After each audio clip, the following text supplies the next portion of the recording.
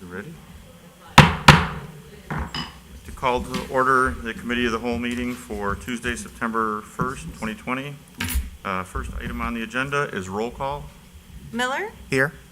Rosado, Here. Beck, Here. Knopf, Knopf, Chanzit, Chanzit, Barron, Here. Wolf, Here. O'Brien, O'Brien, Callahan, Here. Meitzler, Meitzler, Malay, Here. Ewer, Here. Cerrone, Here. and McFadden. McFadden? We have 9 out of 14. Okay. Next up on the agenda is a reminder to please speak directly into the microphone for BATV for broadcast. Anybody that from the public will use the microphone directly in front of me up here that's on the single stalk right there. And then item number 3 would be approval of the minutes from August 18th, 2020. Anybody So have moved. any questions or comments? Motion? So moved. Second. Motion by Ewer, second by Barron. Roll call, please. Ewer, Aye. Cerrone, Aye. McFadden. Aye. So McFadden has joined. Miller, Aye. Rosado, Aye. Beck, Aye. Knopf, Chanzit, Aye. Barron, Aye. Wolf, Aye. O'Brien, Callahan, Aye. Meitzler, and Malay. Aye. 11 out of 14. Okay. Record reflect that McFadden and Chanzit are here at 7:03. Next up would be item number 5, which is matters from the public for items not on our agenda tonight. Is there anybody from the public that wants to address us for something not on the agenda? If you, yeah, if you want to come up and use the microphone up here in the middle. Whoever. No problem. Hi, everybody. My name is Natalie Anderson, co-owner of Beardsguard Barbers and River Peak Apothecary. But tonight I'm here speaking on behalf of all of the businesses on the block between 31 Main, Lincoln, and First Streets, which we have been collectively calling the Corridor. This block is full of charm and history, being a legitimate historic district. We have more and more businesses opening up on the block that are full of driven, creative people who care deeply about Batavia and the community here. We also have a remarkably huge parking lot out back that nobody seems to know about that would be a wonderful spot for events in addition to parking to patronize the businesses there. For businesses everywhere, 2020 has been rough. We all closed down in March, and when we reopened in June, it was to planned but incredibly disruptive construction out front. Most, if not all, of the businesses here have lost business to potential customers assuming we weren't open, to giving up because they couldn't find parking out front and there is no signage indicating where to park instead, to people just flying past the construction as fast as possible and not giving a thought to the businesses languishing on the other side. We have been informed that in October and November, leading up to the busiest time of the year where we make most of our money, that we will be losing our front sidewalk and all access to the front entrances of our building, which will mean all customers have to enter our businesses through the parking lot doors in the back. And that there is the problem. The parking lot in our parking lot is the actual Wild West, and not only because it's so full of potholes that you feel like you're riding a horse on rocky terrain when you drive through. Our clients or all of the clients on the block run the gamut with the businesses. Lots of families, specifically young children, men, women, and of course dogs, thanks to the Wolf Wash. For the 6 years we have been on this block, and the 20 plus that some of our neighbors have been here, our staff and clients have been harassed, catcalled. There has been truly vile graffiti on the properties of businesses directed at particular staff members of some businesses. Guns have been pulled on people in the parking lot. We have found constant broken bottles and glass, needles, bags of trash, blood, vomit, and worse bodily fluids, actual teeth, and more and worse that I won't recount in this setting. It's bad enough in the daytime, but it gets exponentially worse once the sun comes down. When the city and police are contacted, we're often told that the parking lot here is private property and it's the responsibility of the property owners to deal with such things. Or at most that they'll send a car out before nothing comes of it. On the other hand, when we've wanted to use the parking lot for an event or to have a food truck or to make a dumpster corral so they aren't strewn all over the lot, then suddenly it's city property and we aren't allowed to do such things. We know the city of Batavia wants storefronts to be filled with thriving businesses that are truly invested in Batavia. Here we are. I have 2 storefronts on this block. My entire life is invested here. It's time we all start investing in the cog that holds this historic block together and the parking lot we all share. What needs to happen to make any of this happen is for the city and businesses to have real clarity on who is responsible for this parking lot and who has the authority to make decisions regarding its use and maintenance. With the front sidewalk being removed next month, this is not an issue we can wait on until next year or until the pandemic is over.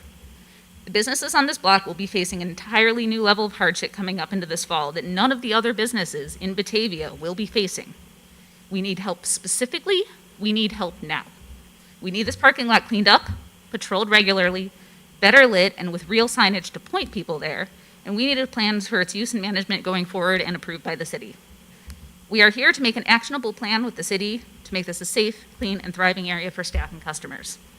Now, the people behind me have all sorts of different businesses, from customer service-based businesses to insurance to a garage, all sorts of different customers. However, there are a couple of them here that have some real war stories that I really hope you guys would be willing to hear.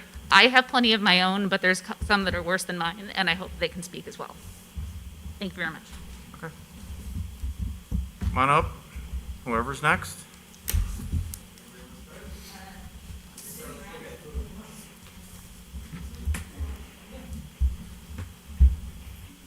And we only need names for the record. We don't need any addresses or anything else. Okay. My name is Sydney. My name is Ryan. Owners of. I own a building over. This is Andrea. She's Oh yeah. also a business and a stylist. We are a building filled with 6 women. We have encountered catcalling. We had our gate that we put up in the back to protect our air conditioning unit, our doors, our property. I Yeah. don't even know where to start. So it's been what, 3 years now? Yes. So when we bought the building 3 years ago, it used to be an old tattoo shop. We tore everything out, built it out, and just really We've been wanted trying to to really bring it back bring to some life. fresh life to it. So she opened up a salon, and immediately we started having issues with the bar next door. Excuse me, can you get closer to the mic, Yeah, please? absolutely. Sorry. Masks. So starting 3 years ago when she bought the place, got it going. Shortly after, we started having issues with the bar next door. I've tried taking it up and talking to the owner of the bar, where he has been apologetic, but doesn't go beyond saying, he washes his hands saying he can't control the people that come in and out of his place. He also stated that he would not help with the camera footage that he supposedly has. Yeah, so he says he has cameras. We have made multiple police reports of the damage done to our property.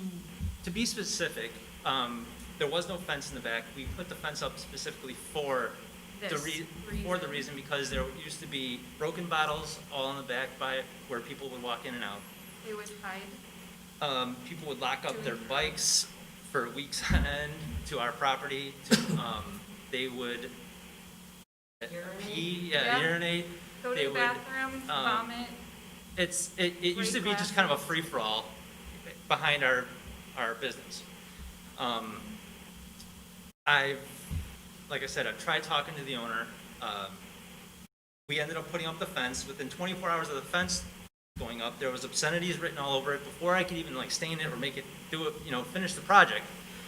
There was obscenities written on it. There was pieces of wood. Directed towards the stylists, the women, and the customers that come into our building for business, asking us to come over and perform sexual services to the patrons at the bar. Yeah, people walking in and out, just hanging out in the back, used to, or, and still do. Just complete vulgar, rude. To which we had to paint our entire fence black to cover up what they wrote. Yeah, what they were drawing and writing and everything else. Boards have been broken off of it, and it's more the disrespect to the girls that work there than the proper, pieces of wood can get put back. But Well, at the same time, it's been over and over. Yeah. We have tried to work with the owner of the bar. We've tried to work with what he said is his manager. Nothing has been done, no compensation, no help taking care of or cleaning it up. I can't tell you how many times I've Yeah. had to clean up.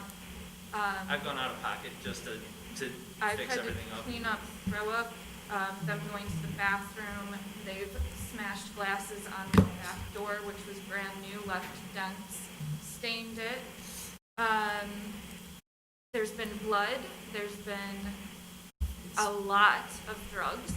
Yeah, a yeah, lot. We've seen drug deals go down back there. We've seen, A lot of empty bottles, like little airplane bottles in the parking lot, little bits. yeah, in I the mean, parking drinking back lot. there.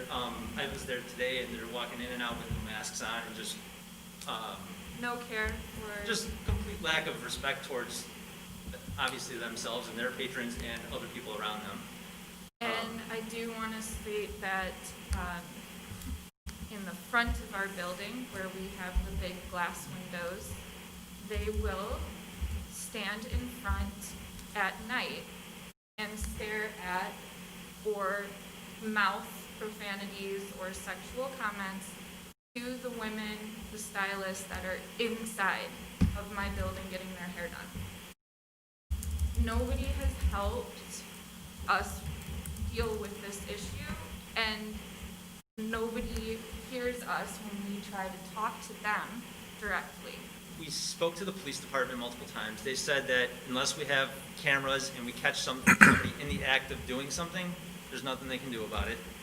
I have cameras inside of my building, but the police have told us that we need to hardwire cameras outside of my building to have some sort of Hard evidence, resolution. physical proof to reach the end of what we can possibly do to, make this better. And one of the issues I do have with that is that my property has already been damaged, and I don't really feel that putting cameras up there, they're going to just be That's- broken or taken down, and I'm spending my money that I'm trying so hard. I have everything put into this building. I fell in love with this building. It needed a lot of work, and I did it myself along with Ryan, and it's really hard. I moved my business from Geneva to Batavia. I've loved working in Batavia and having my business in Batavia, but this is getting really, really hard. It's caused issues with some of the clients where people have been kind of disgusted by the things that they've been called or said, and What they've seen walking It's- into the it's- building, it's costing us money. It's not Because- safe. It's I mean, not we don't safe. like to Yeah. work late at night. Usually You in don't. salons, we're there till like 9, 10. Depending on what we have going on. I don't want to walk out the back door by myself. I don't want to have to, what am I going to do? I'm going to walk my client, oh, here, I'll walk you out to the car. we're What in am I gonna Batavia. do? Yeah, it's, And, it's it not. just shouldn't be like this. It's And not. it's And gotten it's- to a point where there's nothing getting done, and can't really take it anymore. And So, we have children. I have a 12-year-old daughter. Her friends, they'll come to the salon. They don't even feel comfortable. I don't even feel comfortable. Yeah, you I can't- have to have my own daughter message me when she's letting me know that she's coming to my building. And we gotta make Like- sure that she's pretty much locked in the back gate, so nobody messes with her. It sucks, and it's, you know, It's sad. It's Yeah, just, it's absolutely. really sad. so, I mean, if you guys have any more to add, I think you guys kinda get our point. We can go on and on about this. And the but- lighting at night in that back parking lot is not good. It's very dark.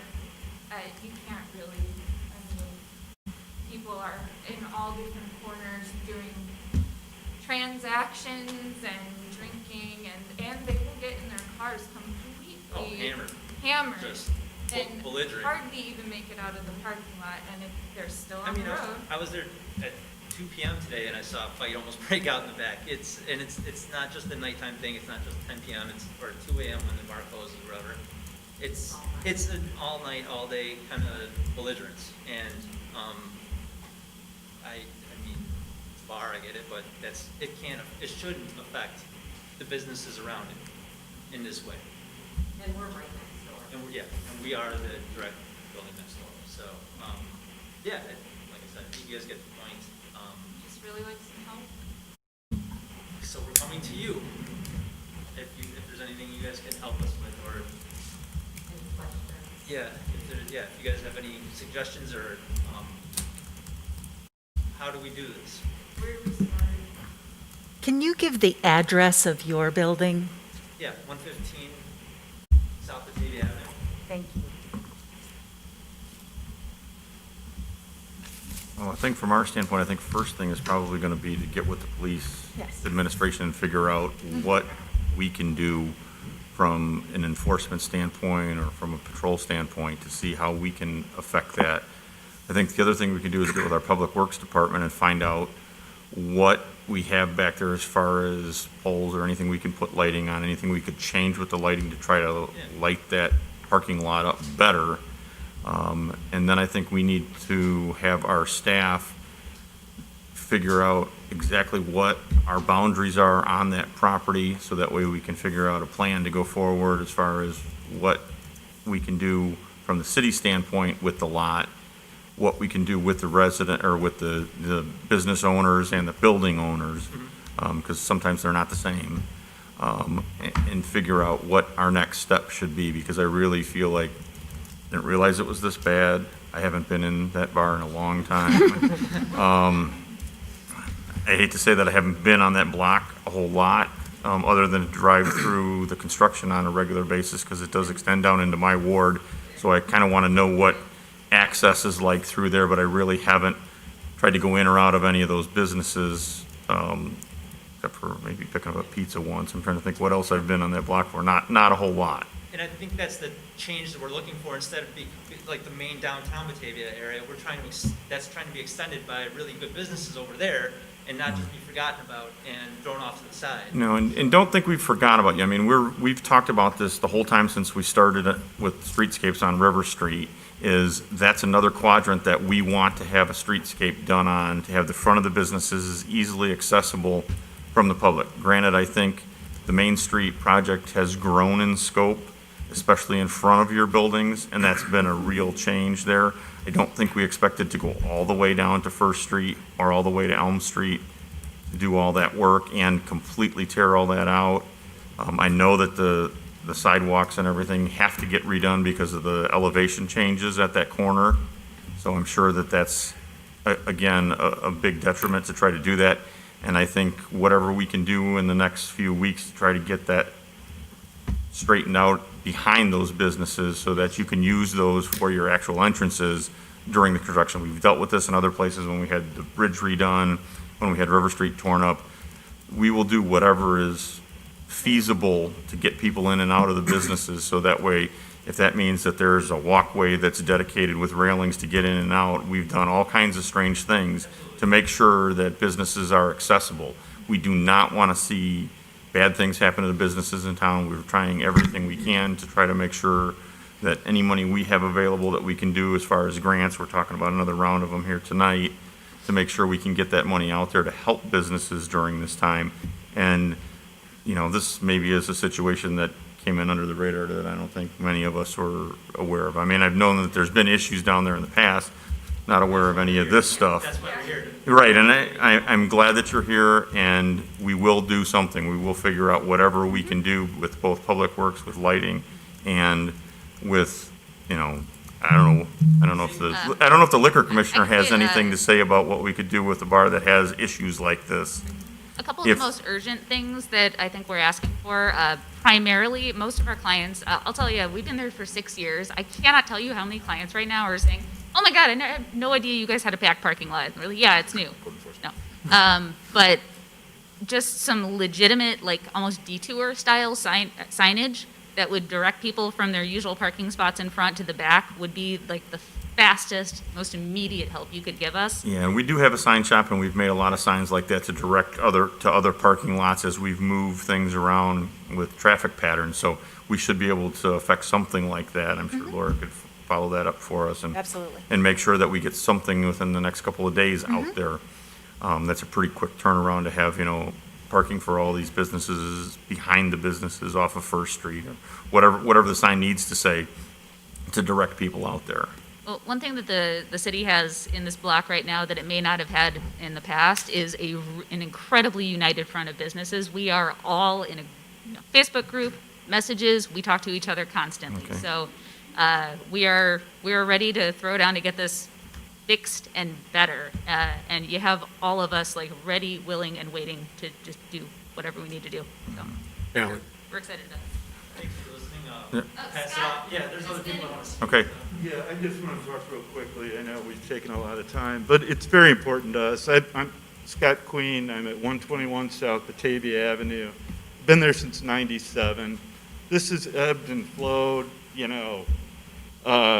I've learned that if I want to ditch a car, to do it in the back parking lot, and I can just walk away from it, it'll stay there.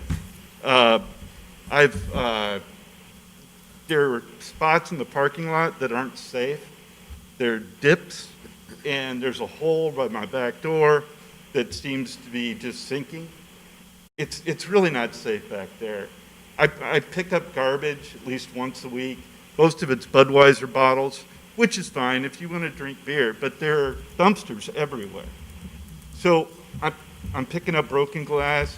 I'm picking up glasses where someone has just put them outside their car door and gotten in the car and driven away. And I know where they come from. So somebody needs to watch the back door there. It's really awful to hear some of these people who have spent so much money on the block to be going through such hell in making their staff feel unsafe. Well, they are unsafe. I've had cars keyed. I can't even tell you how many times I go out there and kids are smoking pot in their car. They come off 31, smoke pot, and they leave. They can do it because there's nobody there. We just need to get people there and protect that block and make it. We're not being unreasonable, and I really appreciate the feedback, but it's really timely. So thank you. Marty? Yeah, just first and foremost, I want to say I apologize that was going on. I know that, like Scott had said, the miniature bottles have kind of ebbed and flowed from time to time, but to hear some of this just really absolutely disgusts me. And I just imagine if we had been incurring some of these problems on River Street, we'd have shut that thing down so fast. And we put a lot of emphasis on businesses in that area to do programming, to step up their game, and they did. And meanwhile, across town, this is going on. It's absolutely disgusting. And I would second what you had said, Mr. Mayor, as the liquor commissioner. I would call on a review of any liquor licenses that are currently outstanding. We as a body authorized the repayment or the covering of the liquor licenses for all of them in the downtown. And knowing that this is going on and this is one of them really makes me mad. So if there's any reviews on any liquor licenses that need to be done, I would join what Alderman Wolf said, and I think that needs to be done at a minimum. Alderman Chanza, you had a question? Yeah, I would say to any of the business owners that are here, some of the testimony that you just gave us, first of all, thank you for sharing the information. I'm kind of interested in the things that you didn't share. We're on TV right now, and just thank you for some of the language you probably didn't have to listen to. But that said, you guys have a Facebook group? You've got a neighborhood watch already set up. And a lot of the things that you mentioned, while might not necessarily require you to call 911, might be something for code enforcement. So you might contact code enforcement anytime you see an opportunity like that. We can come out and take a look at it, and if there is a violation there, we have a process that has some teeth to it to correct some of those types of problems very quickly. And I just, speaking in general terms, I sympathize with the front door issue, so I know that we will make that a priority. I used to just pull up next to the pizza place, run and get my pizza and leave.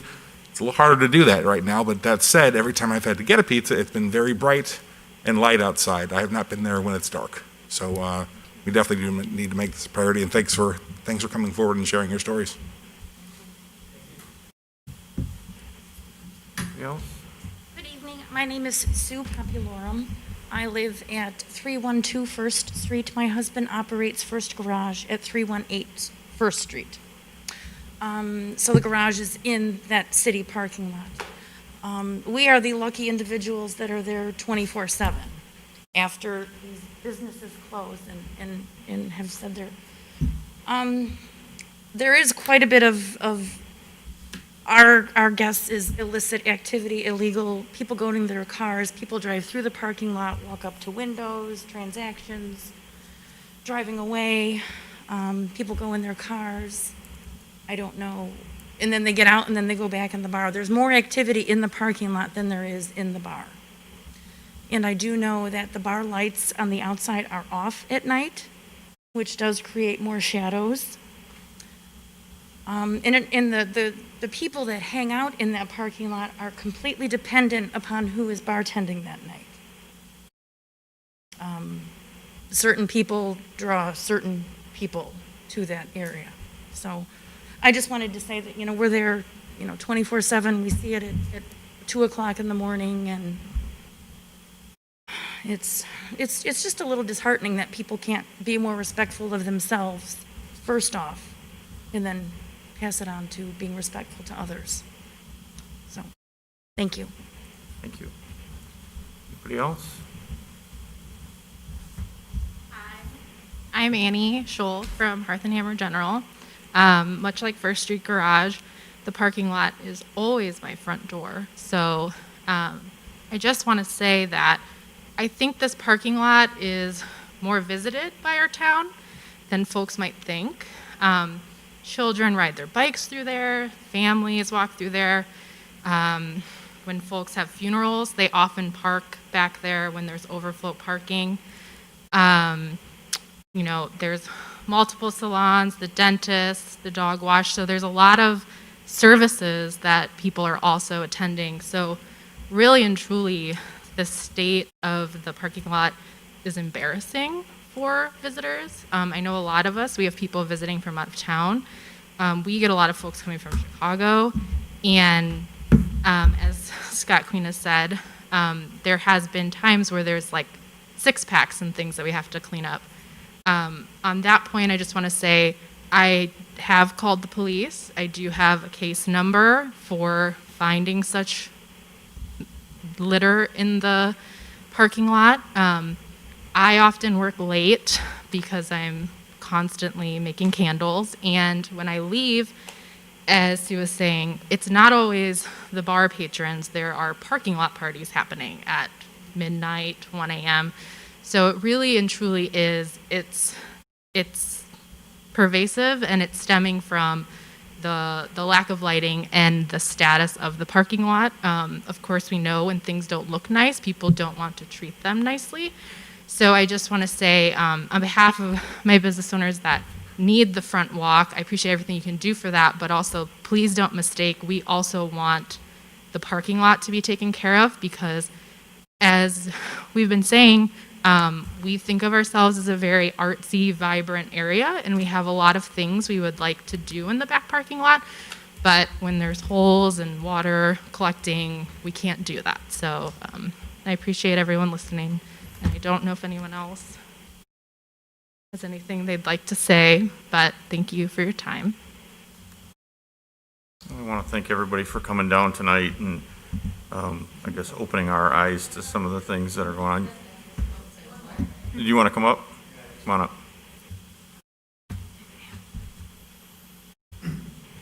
John Happel, 129 South Batavia Avenue.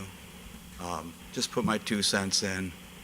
I've invested a lot of money in the building that I just rehabbed, and I'm 100% behind everything that's been said. I've watched a lot of the same things, and just concerned, for sure. Thank you. Alan? Has a comment. Abby? First of all, thank you, and thank you to Natalie and Annie for organizing the Facebook chat that has instigated a lot of these conversations, and for allowing Mark and I to be a part of it too, so we can listen in and put in our 2 cents. One thing I know I've mentioned it in the group, but I also wanted to make this group aware. Ever since I started spending a lot more time in that parking lot, the dumpsters were my number one thing that drove me crazy, because they just get dumped.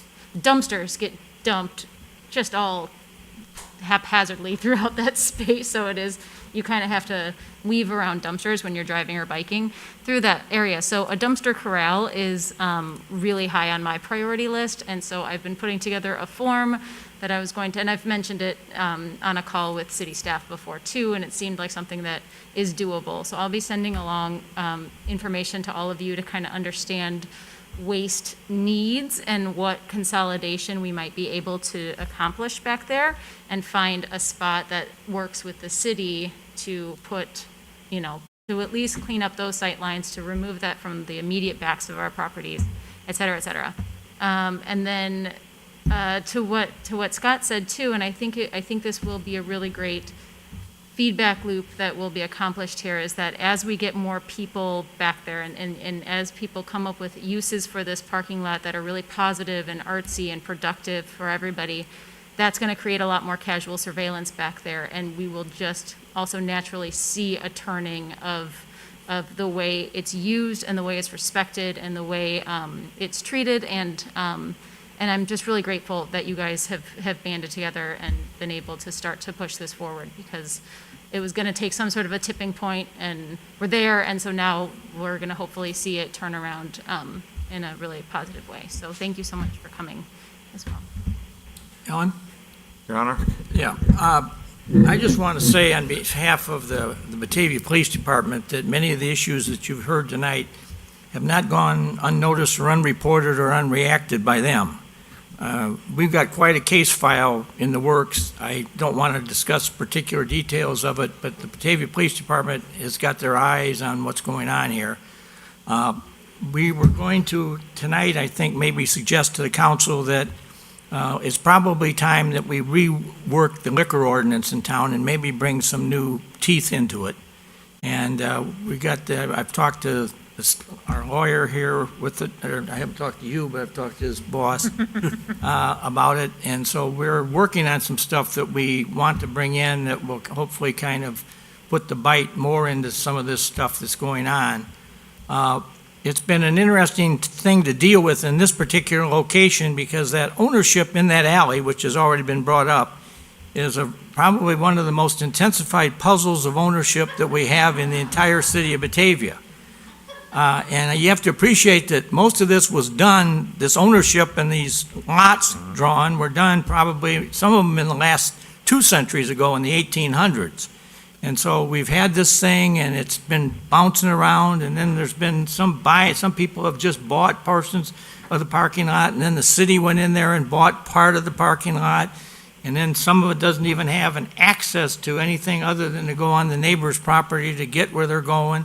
There's a lot of missing issues here that come together and really cause it to have a moment of pause. But I'm pleased that this group has shown up tonight and expressed their concerns and their complaints, because it's something that certainly needs to be aired out and brought to close attention. There's been so I have been alerted, there's been some interesting comments made on Facebook pages in the last few weeks about certain people, myself included, about how hard-nosed I am and whatever have you in dealing with some of this situation. So we'll see where we all go here, but this is a high-priority issue, I know, on the part of the Batavia Police Department.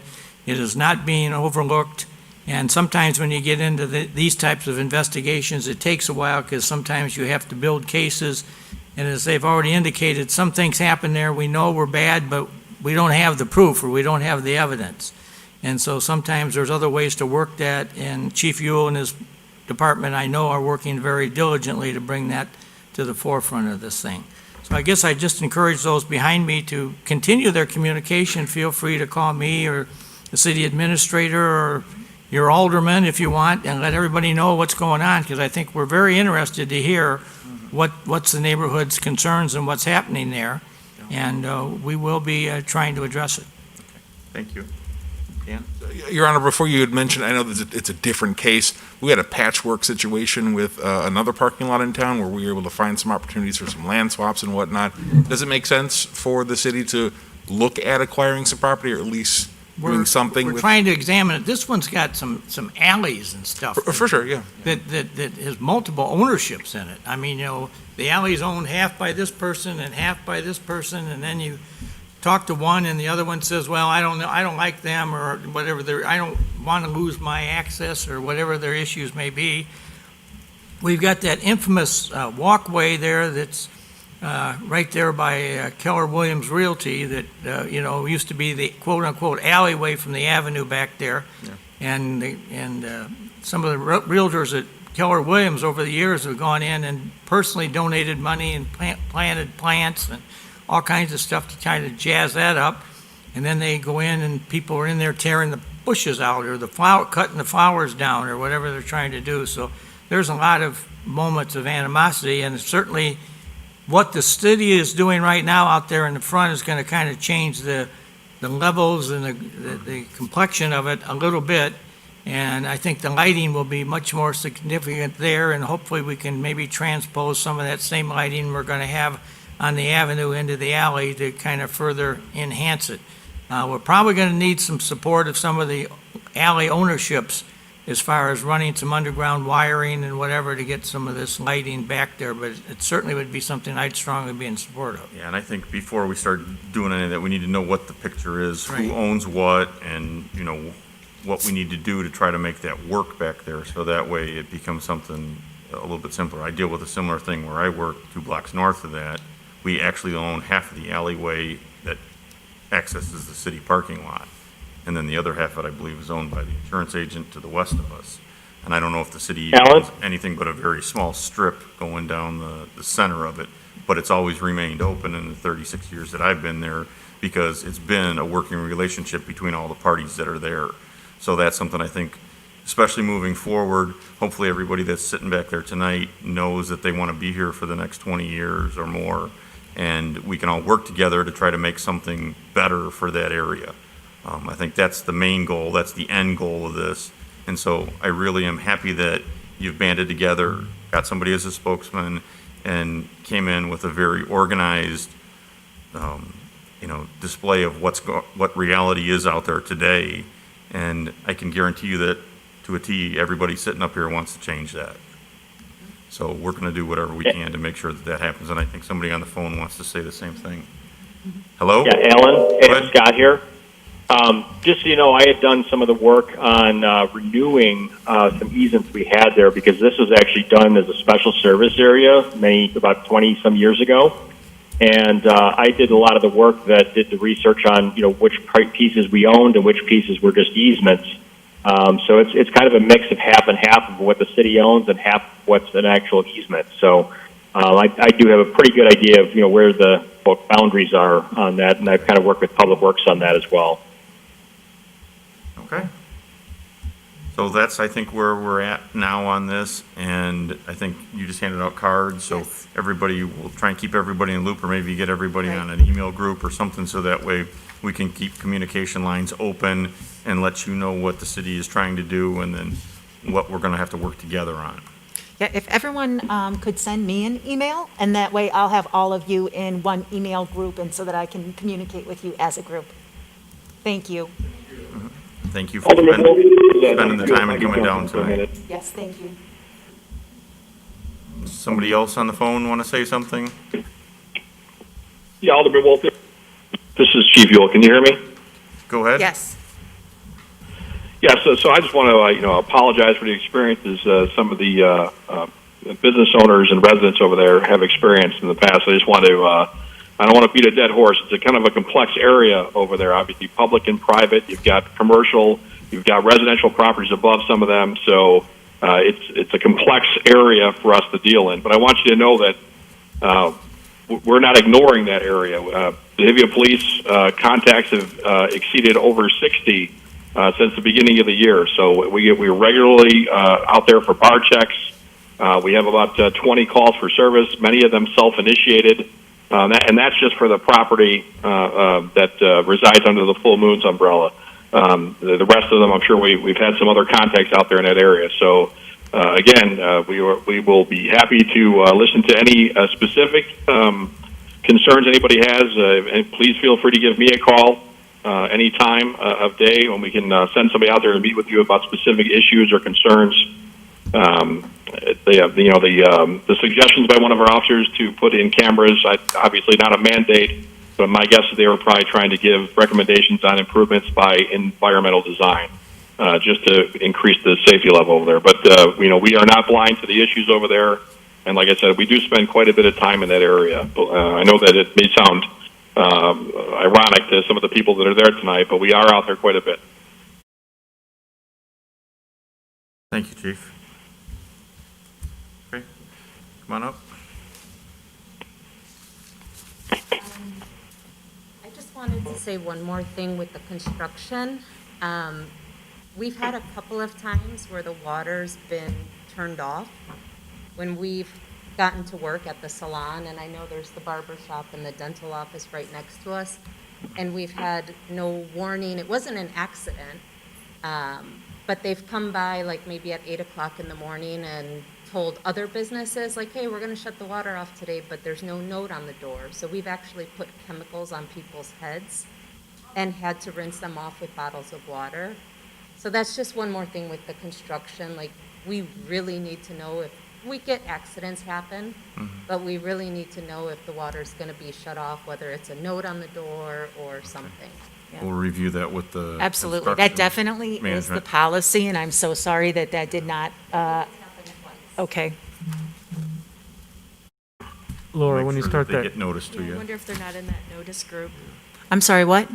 I wonder if they're not in the notice group for the email. When we affect utilities, we actually do door hangers. Door hangers. So, They and should it have should be something at on the least door. 24 hours notice that your utilities will be affected. So I'd like to look into this instance because it certainly is outside of what our policy is.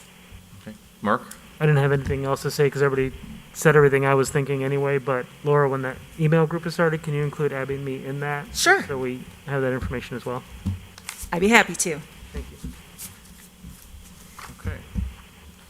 Right, we'll move on then to item number 6, discussion on the update on the road diet study.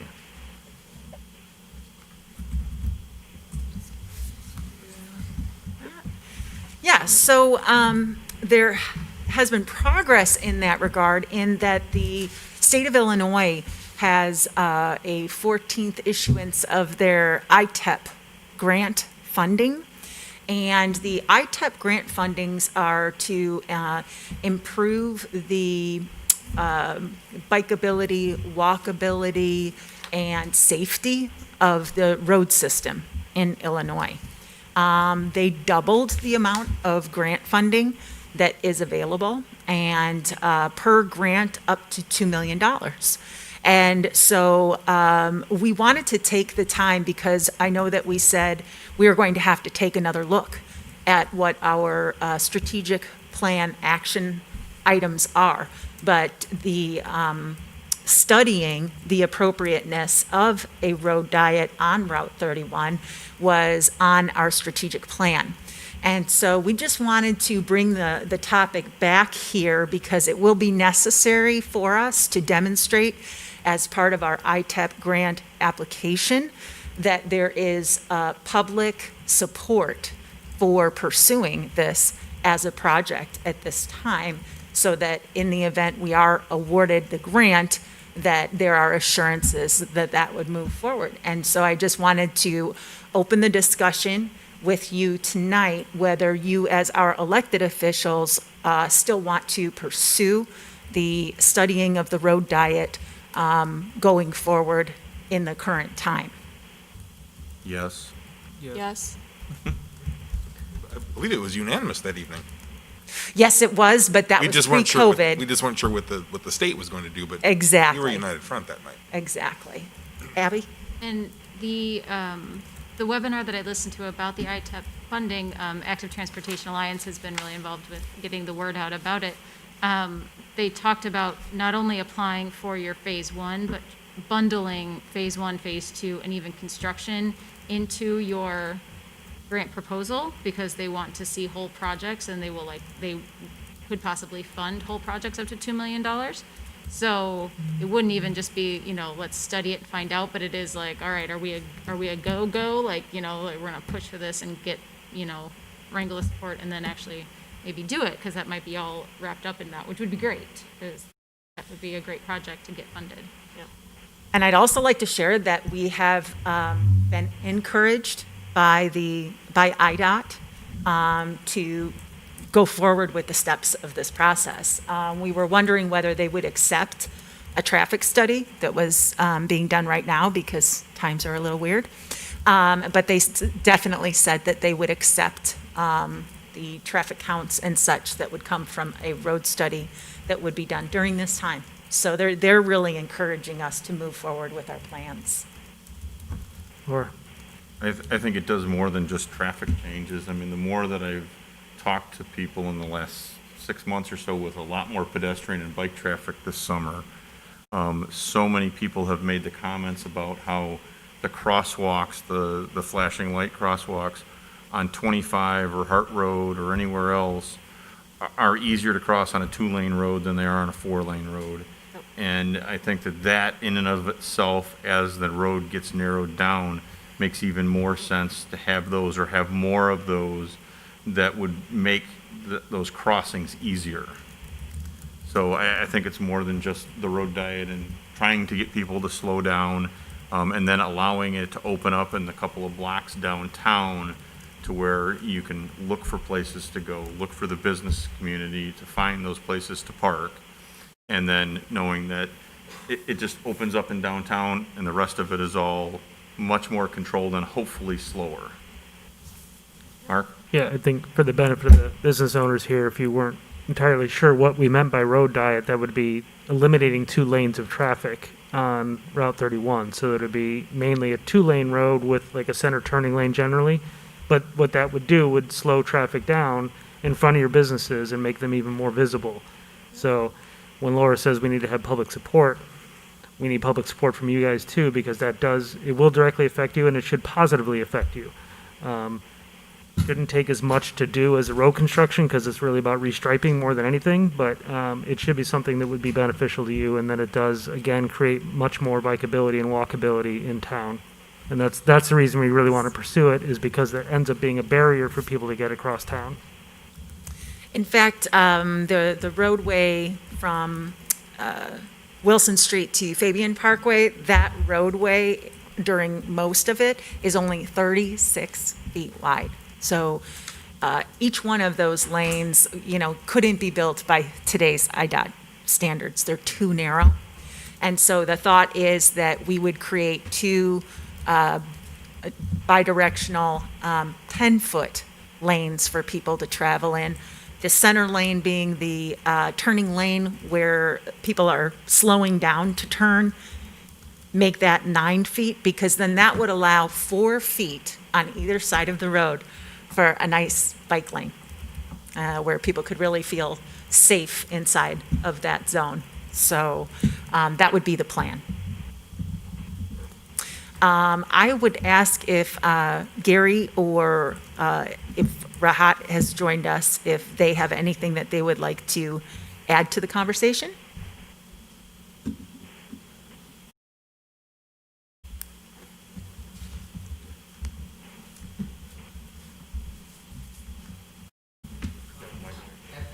point, the application is due on November 2nd, so either end of this month or early next month, I'll bring a resolution so that you can adopt it and show support. We'll include that with the application that we'll be sending. Abby is also working on getting the letter from Active Alliance, and Abby has, I think, volunteered to gather some more letter of support from business owners and then other people too. So we think that by applying for the IDEF funding, because it's administered by IDOT, if we get the funding, then IDOT is kind of on board with the concept, and we don't have to go through the whole hoopla of getting them convinced. So because it's already IDOT approved, at that point we can just move to the phase 1 directly and say, you guys approved it, so let's move to the phase 1 portion of it. Good with that? So if they want to put together that and bring it back to us, then we Yes. can vote on that and move that forward so we can get it in ahead of the deadline. Yes, and also we are going to seek a letter of support, which I'm sure will be granted, is from our Batavia Bicycle Commission as well. Important to get their support. Okay, that's it. Laura? Yes. What about the Batavia Environmental Commission? Because in theory, that also Great idea. would help. Chamber and Main Street would be good too. Yeah. Okay. We can get a letter from each one of the boards. And I'm reaching out to the Homestead as well. I know that it's likely the road diet won't extend all the way through the Fabian Parkway, Intersection. that mess. But anything to show, traffic slowing down or reducing traffic going to that intersection, also making the street a more comfortable place to walk down from Homestead to downtown, will likely also show a benefit. And they even mentioned senior centers in the call that I was on. Like if there's senior centers adjacent, this is a really great place to find support. So. I have Amanda's cell phone if you need it. Oh, okay, great. And I'll reach out to George Sheets at the library as well. Yeah. And also maybe a group that joined us tonight because of the economic advantages of their customers not having to do this when they pick up pizza or go to Scott's Place or anybody else's. Yes, I've already dropped all of my road diet research into the chat and overwhelmed to see if we can get some support, so we'll talk about it. Okay, Great. Thank you. thank you. We'll now move on to item number 7, ordinance 20-56, amending the land use map of the comprehensive plan of the city of Batavia for 2041 Stires Court. Alderman Callahan? So there are two ordinances related to this, ordinance 20-56 and ordinance 20-57. Both of these just have different addresses, but the issue is related to mainly the same topic. Drew, do you want to present, or is he on? Sure. Okay. Yes. Essentially these are two related items. One happens to just affect the Stires Court property, which the city acquired a couple of years ago after we did the work on the comprehensive plan. So that's why it doesn't have that land use designation, and the ordinance tonight would move that to the Parks and Open Space land use designation. The other ordinance tonight does a rezoning, which would be another city-initiated rezoning for city parcels. Essentially, this would take 8 parcels altogether that serve as detention areas for 4 different subdivisions, and it would put them in the Parks and Open Space land use designation, which we've been doing that as a ongoing update process of city-owned parcels. It's a more restrictive zoning classification and really limits what we can use on the property. So it's really placing it under a zoning category and a zoning control that is appropriate for the use and continual use of the property. So the Plan Commission did review this on August 19th. There was one inquiry from the public about the intention of this rezoning and whether it was related to past actions about SSAs in that area. This is not related to that. This is, again, just cleaning up the zoning map for city-owned parcels, putting them in the proper zoning district for the use. So the Plan Commission did recommend approval by a vote of 7-0 on both the land use map amendment and the zoning map amendment. And the ordinance before you tonight would implement that. And so staff is recommending approval of both ordinance 2056 and 2057. Thank you, Drew. Does anybody have any questions, comments? The fact that I think that nobody's here in the audience kind of clarified up the initial discussion, that I think there was concerns about what did this actually mean, and in the meantime, with the Plan Commission going through that process, resolved it so that that has been taken care of. So with no additional, I move that we approve to City Council Ordinance 20-56, amending the land use map of the comprehensive plan for the City of Batavia, 2041 Stiers Court. Second. Motion by Callahan, second by Beck. Roll call. Callahan? Aye. Meitzler? Malay? Aye. Ewer? Aye. Saron? Aye. McFadden? Aye. Miller? Aye. Rosado? Aye. Beck? Aye. Knopf? Chanzit? Aye.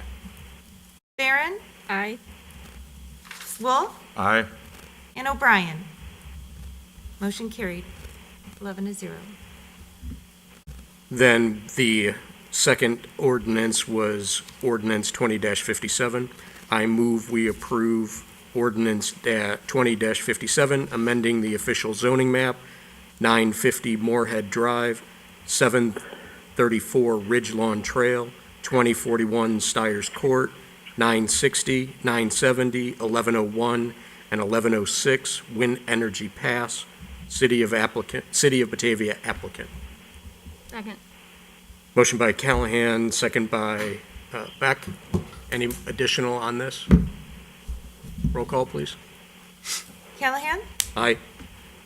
Meitzler? Malay? Aye. Ewer? Aye. Saron? Aye. McFadden? Aye. Miller? Aye. Rosado? Aye. Beck? Aye. Knopf? Chanzit? Aye. Barron? Aye. Wolf? Aye. And O'Brien. Motion carried, 11-0. Okay, next up is Resolution 20-98-R, variation from the subdivision regulations for an extension of the expiration of final plat for Menard's Second Batavia re-subdivision. Thank you. And both of those last two can go on consent. This one related to Menards is, back in June, we approved Resolution 20-77R, which was the plat of subdivision to consolidate the lots. As it turned out that this is being necessitated because the recording of that plat must be recorded within 3 months of the city council approval. And we are extending by this resolution an additional 9 months for a total period of 1 year from the approval. The reason for this is efficiency and saving staff time and saving times for the applicant. Drew, do you have anything else to add on this one? No, essentially that is the long and short of it. Essentially, because Menards will not have control of all the property until the new pond is open south of McKee Street, that's kind of the reason that we're looking at this timeline of a year. So hopefully within that time frame, they will have finished the work, taken control of the property, and then we can record the plat with the county recorder. Thank you, Drew. Anyone have any questions, comments? Anyone on the phone? Hearing none. I move we approve to City Council Resolution 20-098R, approving an extension of validity for the final plat of subdivision for Menard Second Batavia Re-Subdivision, 300 North Randall Road, Menard, Inc., applicant.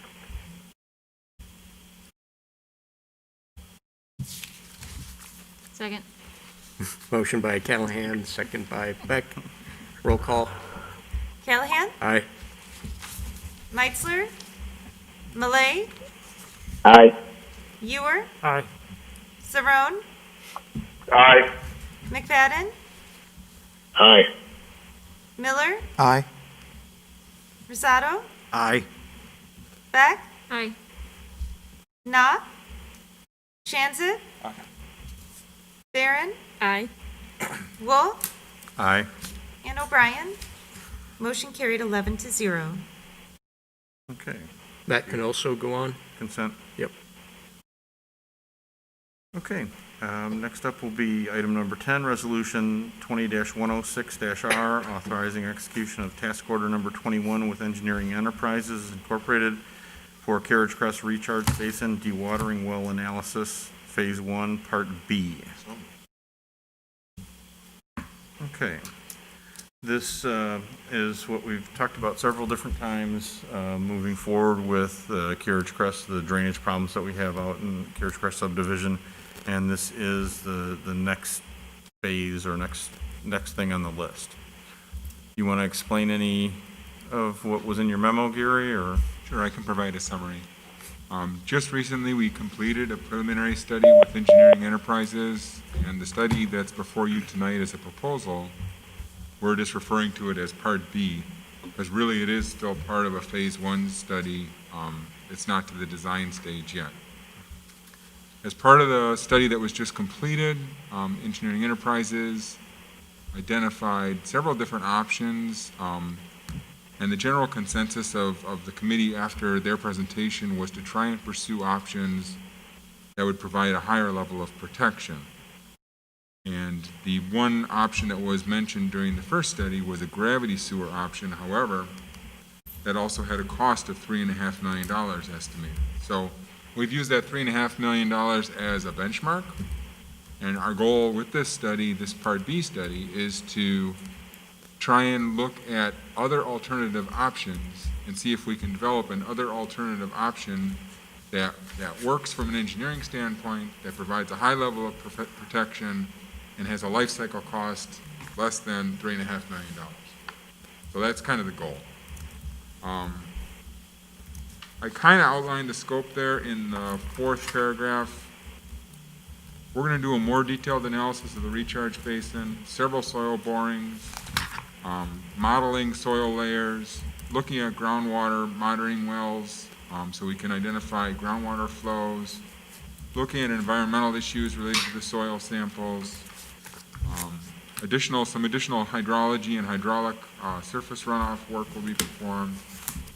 And our underlying goal is that with the Part B study, we will definitively be able to identify a solution to go forward with, that we would then go forward into the design phase and hopefully ultimately construction. As is stated, like in my last paragraph, and I'll drop back in a second, Council needs to keep in mind that a solution in the $3.5 million, $4 million range may be what is determined to be the best solution and the least cost. So at some point in time, city would have to develop or realize how it's going to get the revenue source to support a project of that cost.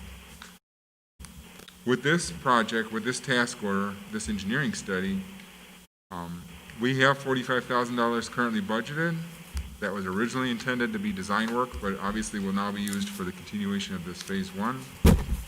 There's another $16,000 which was in the budget that was kind of placed on hold due to COVID budget concerns. We project probably a shortfall in the range of $14,000 to $29,000 by year end. That shortfall would have to be covered by reserves. And then in 2021, we could rebudget the remainder of the engineering costs plus any alternative work items that we find we need to do. A brief word about those. As I kind of said a few minutes ago, we are taking an iterative approach to try and find solutions that are the least cost but provide the best protection and best solutions. So we're going to kind of check off the boxes as we go. That's why we asked for these alternative work items to be pulled out separately. We may not do them, or 3/4 of the way through, we might find that we have to do some of them. That's when we'll return to you to be able to get approvals for those. So we're only recommending approval right now of kind of the base proposal. Resolution 20-106 recommends approval in the amount of $109,250. That's for task order number 21. And if we need additional alternative work items, we will come back to you with those in the future. Gary, do you expect to spend that whole 109 this year? No. Before the end of the year? I'm just wondering if we're going to have a budget amendment to get that money out of reserves, or my guess is we'll probably have to take it out of the reserves next year when we get into next year's budget. So we're only anticipating roughly $75,000 to $90,000 worth of expenditures this year, based on the schedule laid out by the engineers. $75,000 to $90,000 would equate to that shortfall in the $14,000 to $29,000 range. Okay. And to answer your question, that would come out of the 2020 budget, but it depends on the line item and how other projects in that line item finish. You may or may not need a budget amendment, because if other line items come in lower, then you may not need a budget amendment. So I can't answer that question probably for 3 months yet. Okay. That was the only question I had, is where we thought that was going to come from, or would we spend it all this year or not? Does anybody else have any questions on this? I just have a comment. Just on behalf of all those residents, thank you for keeping this project moving forward. They were so concerned, and they're very happy with what they see in motion now, so thank you. Yeah, I think, we spent a lot of money in other areas in town to try to solve similar life quality issues, that I think this is one that we have to look forward to figuring out how to pay for and to get done, because, again, if we don't fix those issues with quality of life, you're not going to have the residents in those houses if these problems persist year after year and decade after decade. So we need to figure them out now and get them solved. Okay, no other comments? I'll make the motion that we recommend to council resolution 20-106-R, authorizing execution of task order number 21 with Engineering Enterprises for Carriage Crest Recharge Basin Dewatering Well Analysis, Phase 1, Part B, in an amount not to exceed Motion by Wolf, second by Chanzit. Roll call. Wolf, Aye. O'Brien, Callahan, Aye. Meitzler, Malay. Malay, Aye. Ewer, Aye. Saron, Aye. McFadden, Aye. Miller, Aye. Rosato, Aye. Beck, Aye. Knopf, Chanzit, Aye. and Barron. Aye. Motion carried 11-0. And consent on that. Sorry, Dan, you're going to have a lot to read Monday night. Sounds good. Okay, next up would be item number 11, resolution 20-105-R, amending the intergovernmental agreement for TRICOM Central Dispatch. This is listed as our 7th amendment. This is a language change that's necessitated. All 3 cities passing this to get this into the, let's see. Similar to what we did for Tri-City B ambulance, this is generally needed due to consolidate service nature of the TRICOM Central Dispatch Center and its shared costs and responsibilities with the legacy agency members, the 3 that started it. Does anybody have any questions?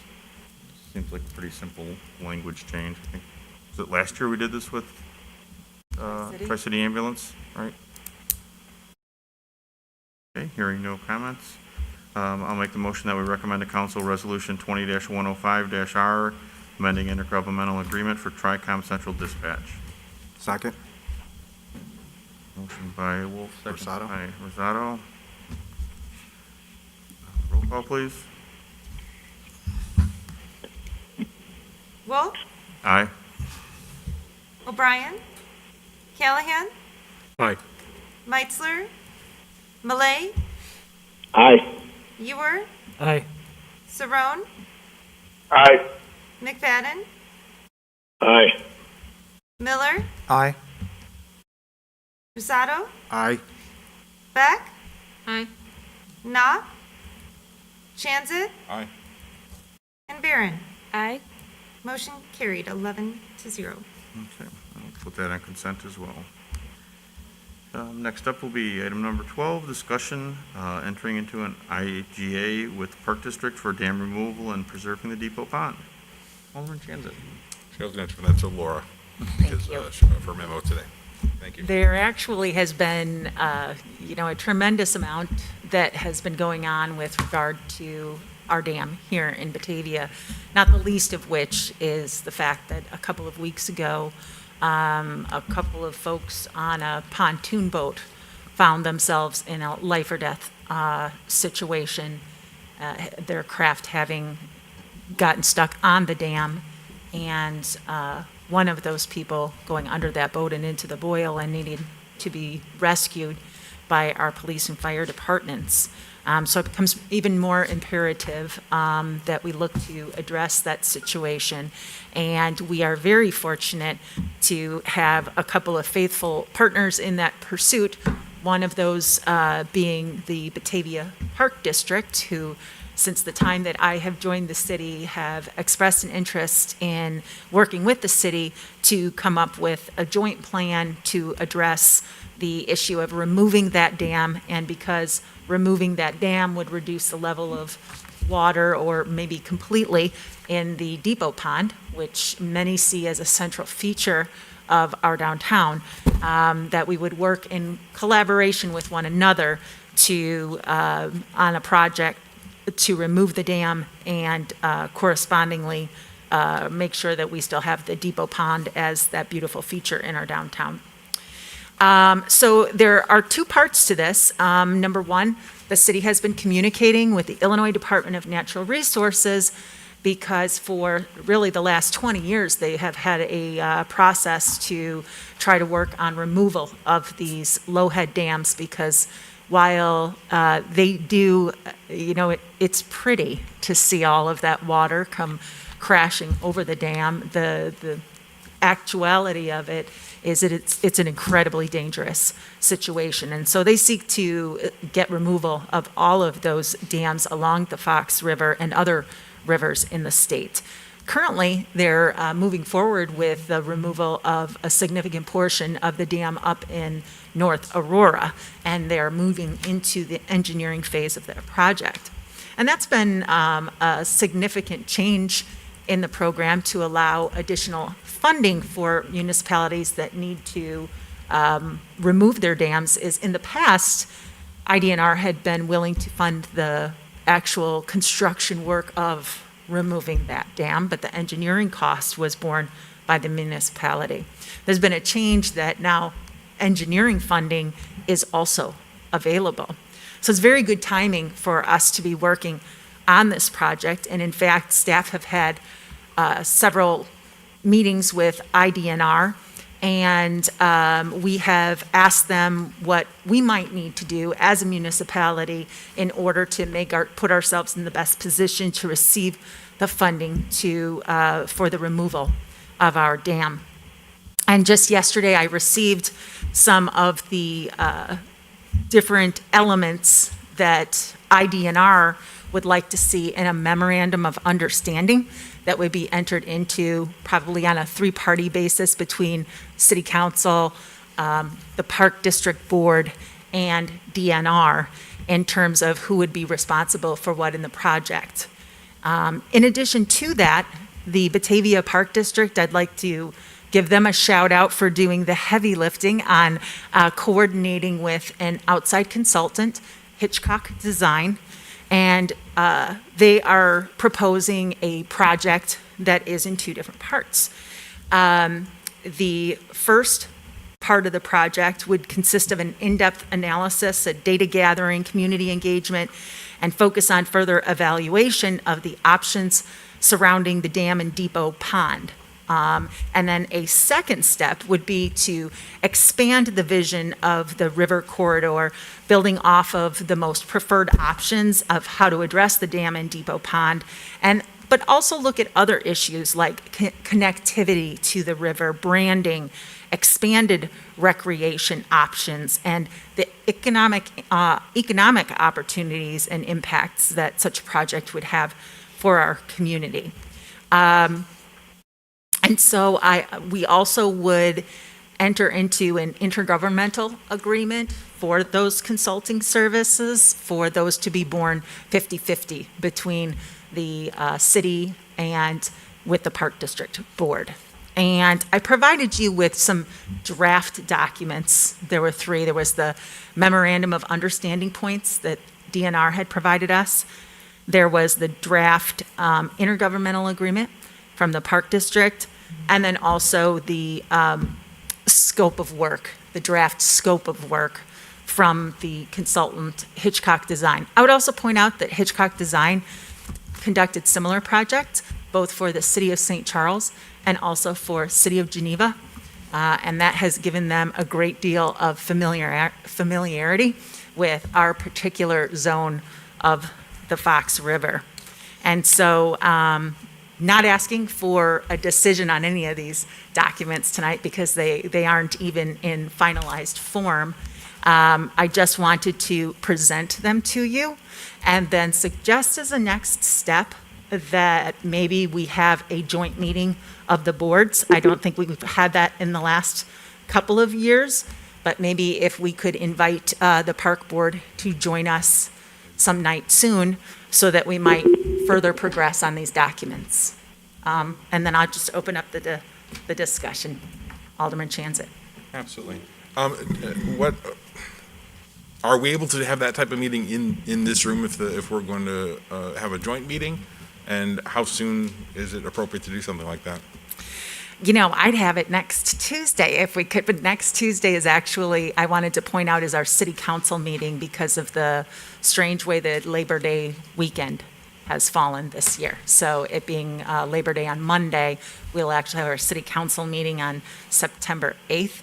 But we could have, I'd like to talk with the Park District because their ordinary monthly meeting is on September 15th. So I will speak with Allison to see whether they want to come on the 15th or whether they want to come on the 22nd. Okay.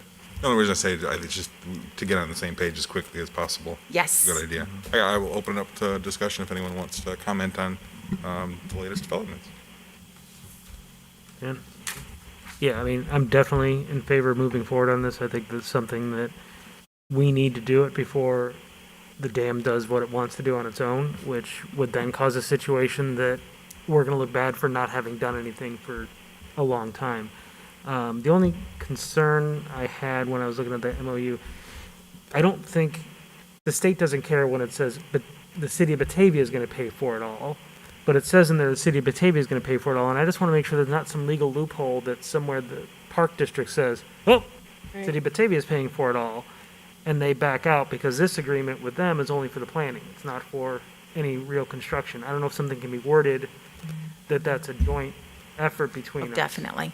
And make sure that that's highlighted. I think that's really important, why we have the meeting with them. And face-to-face or mass-to-mass, we get to, we get to, you know, have that said in public, on TV, you know, so people know that that's the commitment that we want, is it's not just, hey, help us plan this, and then, oh, we don't want to fund it, you're going to have to fund it. I mean, I felt all along through all the stuff I went through when I first got on the council, and we went through the dam discussion before, that, you know, the benefits to the park district are just part of what the benefit is to the city as a whole. And, you know, the park district needs to be part of this. And, you know, not just being here, but they also need to step up with funds when we get into not only the engineering, but the construction side of it and the maintenance into the future, because the pond that's back behind us is going to change. And the maintenance issues are gonna change on it. The size of it's gonna change, the scope of it's gonna, I mean, there's so many things that are gonna be different. And I think that it's really important that we get a long-term commitment from them to move forward on this, because I think it benefits everybody. Yeah, well, and the redesign of what happens at the dam, no matter what happens, whatever design comes out of it, they get advantages from that too. That, oh, well, now we can do a livery or something. If they want to do something different, they're going to be able to do other things that they can't do right now. So everybody benefits, but then everybody should pay.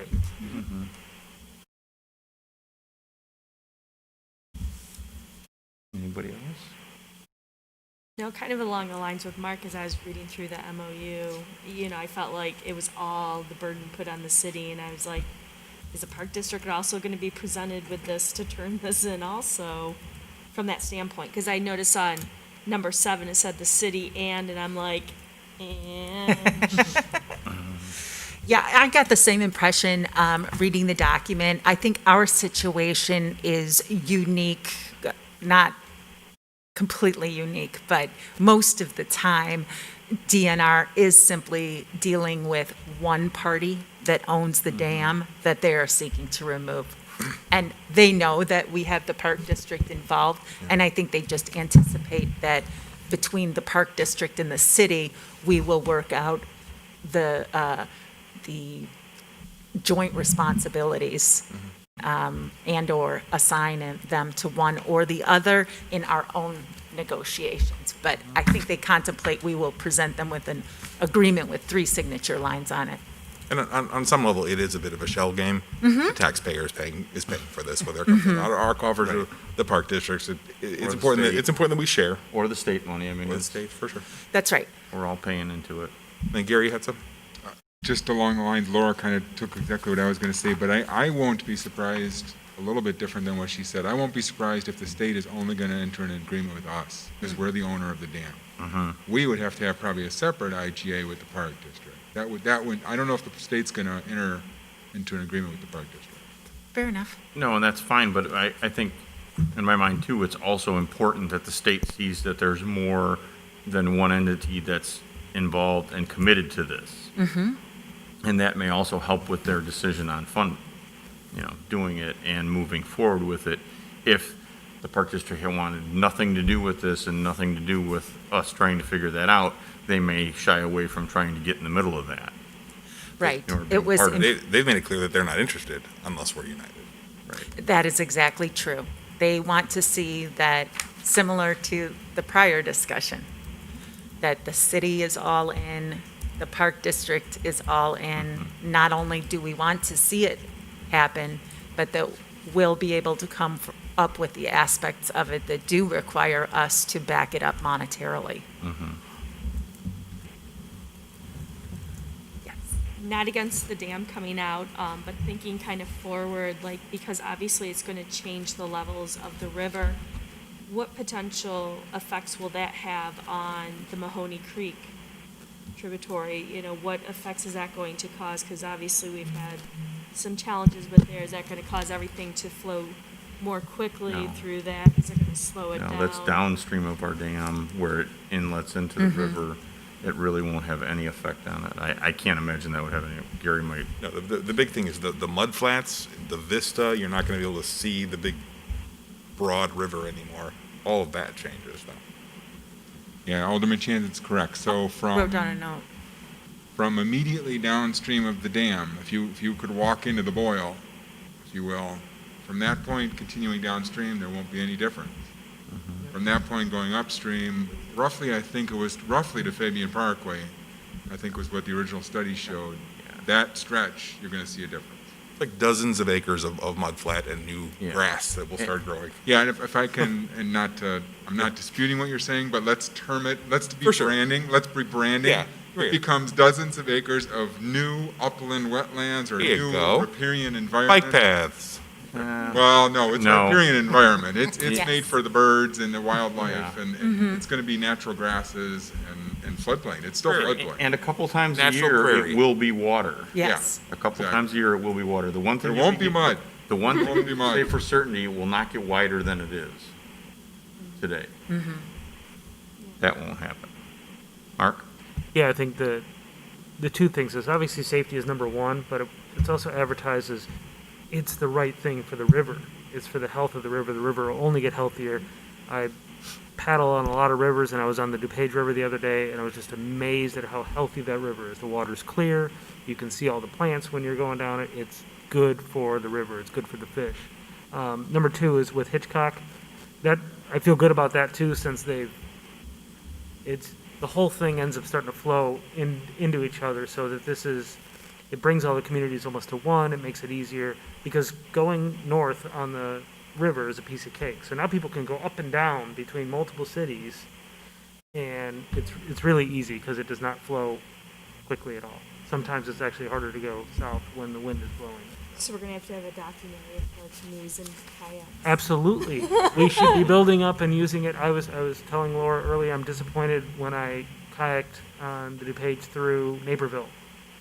There's nowhere in Naperville to dock a canoe or a kayak. And I'm like, are you kidding me? I'm paddling past restaurants. Why would there not be a place for me to put my canoe or kayak? Yeah. Well, let them stay that way, and when Yeah, we get we this need out, to do it then differently. We'll have all We kinds need of to docks out really, here. that's another part of entertainment and stuff that you can capture. Alderman Miller? Dan, kind of going along with what Jenny said, I don't know where this was, the South Dam, wouldn't that have been more of a kind of question with the impact for Mahoney Creek? Was that above it or below? That would have affected the river pool coming up towards us and maybe a little bit north of that. I think it actually made it almost to the waste treatment plant, the effect of the South Dam. And dramatic. But that dam had been broken for so long before that it really didn't affect the river level that much. I mean, Right. like North Aurora's dam, I don't even think it gets out of North Aurora's boundaries before the effect of that dam stops on the river. Yeah, and that's kind of like, I think, where you were going with, the question of how Mahoney Creek would be impacted. We already had kind of precedent when the South Dam got removed of, did it really change anything? And that would have been more of a direct impact, because that was closer to it.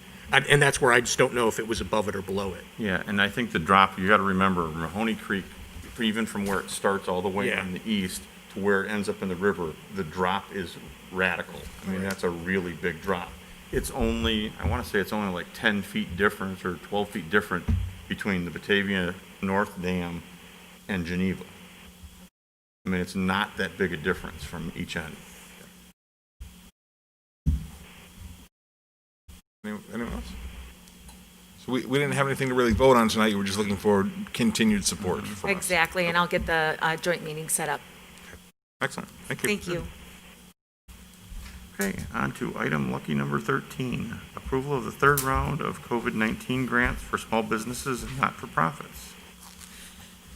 Yes, so we just had a couple of questions to work out, final questions before implementing the third round of the COVID-19 grants. We wanted to make sure that it was okay to make churches eligible for this grant, and we have checked with the city attorney, who is here tonight, that it is, because we are opening it up to all not-for-profits, and it is to pay for COVID safety items. So just to reiterate, this is a program for businesses and for not-for-profits that are located within the city of Batavia, employing less than 10 full-time employees that accommodate the public in person. They are eligible for grants of up to $1,000 to purchase COVID-related safety items, and also for the purchase or rental of tables and chairs for outdoor seating areas. And City Council has allocated $20,000 of the economic development funding that was left over from a now defunct Department of Commerce and Economic Opportunity grants that ended back in 2015. Even having allocated that $20,000, there is still $60,000 remaining in that fund to be used in the future toward other economic development programs that the city would like to use that for. The grant applications, we will have a press release tomorrow morning that we can begin accepting applications. The grants will be provided on a first-come, first-served basis. And there are 2 different types of reimbursement that can be applied for. The first is if items were purchased between April 1st and September 1st of this year, and they fall into those categories, we will reimburse that. But for items which have not been purchased, we identify local businesses from which the applicants must purchase the eligible items from.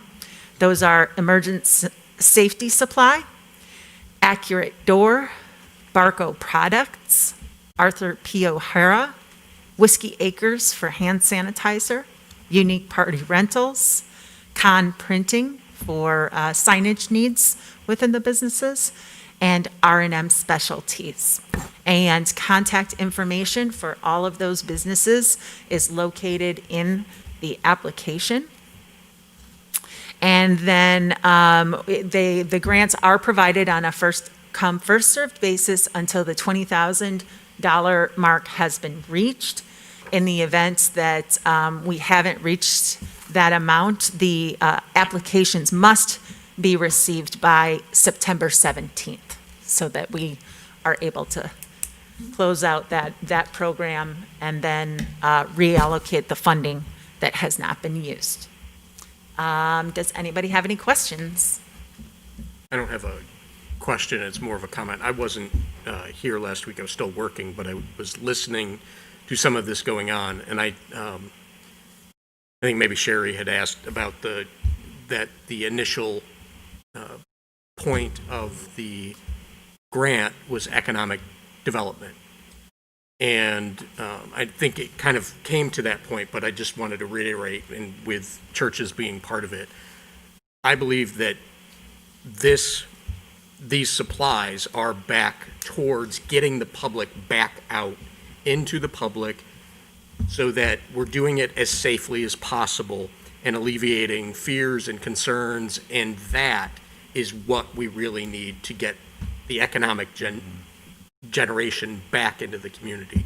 The more people that feel comfortable and know that I can have protection at a church, I can have protection at this type of business or that type of business, the more that we make that available, we're creating that environment of we take safety as a priority, and this was an unexpected cost for everyone, and we're trying to get everybody back out into the public, so in my mind, it is economic generation. Anybody on the phone have any comments?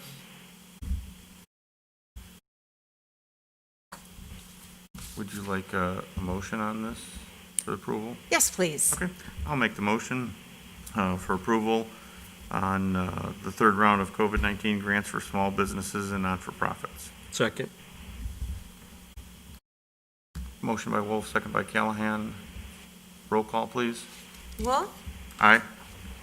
O'Brien, Callahan, Aye. Meitzler, Malay, Aye. Ewer, Aye. Saron, Aye. McFadden, Aye. Miller, Aye. Rosado, Aye. Beck, Aye. Knopf, Chanzit, Aye. and Barron. Aye. Motion carried, 11-0. I'd like to put that on the regular agenda so we can talk about it. Sounds good. That's something we should talk about. Okay, next up will be project status. Laura. So I'll start with an update on our bike share program. We do not have an update on the date that we will receive the e-bikes. And I just received notice from the representative at Kane and Kendall Council of Mayors, who is the coordinator of the program for that organization, that he attended a Kane County Forest Preserve District meeting at 5 o'clock this evening, where the bike share program was requesting that the Forest Preserve District reconsider their prohibition of e-bikes on the trail system. And they decided that they would not. So e-bikes will be, continue to be prohibited from being used on that portion of the bike trail system, which is under the jurisdiction of the Forest Preserve District. Now, we're still waiting for our e-bikes to be delivered, and there is no delivery date. I have written an email to Colony requesting a refund of that portion of our, what we paid for having bikes this season for the time period that the program was running, and we have not had bikes.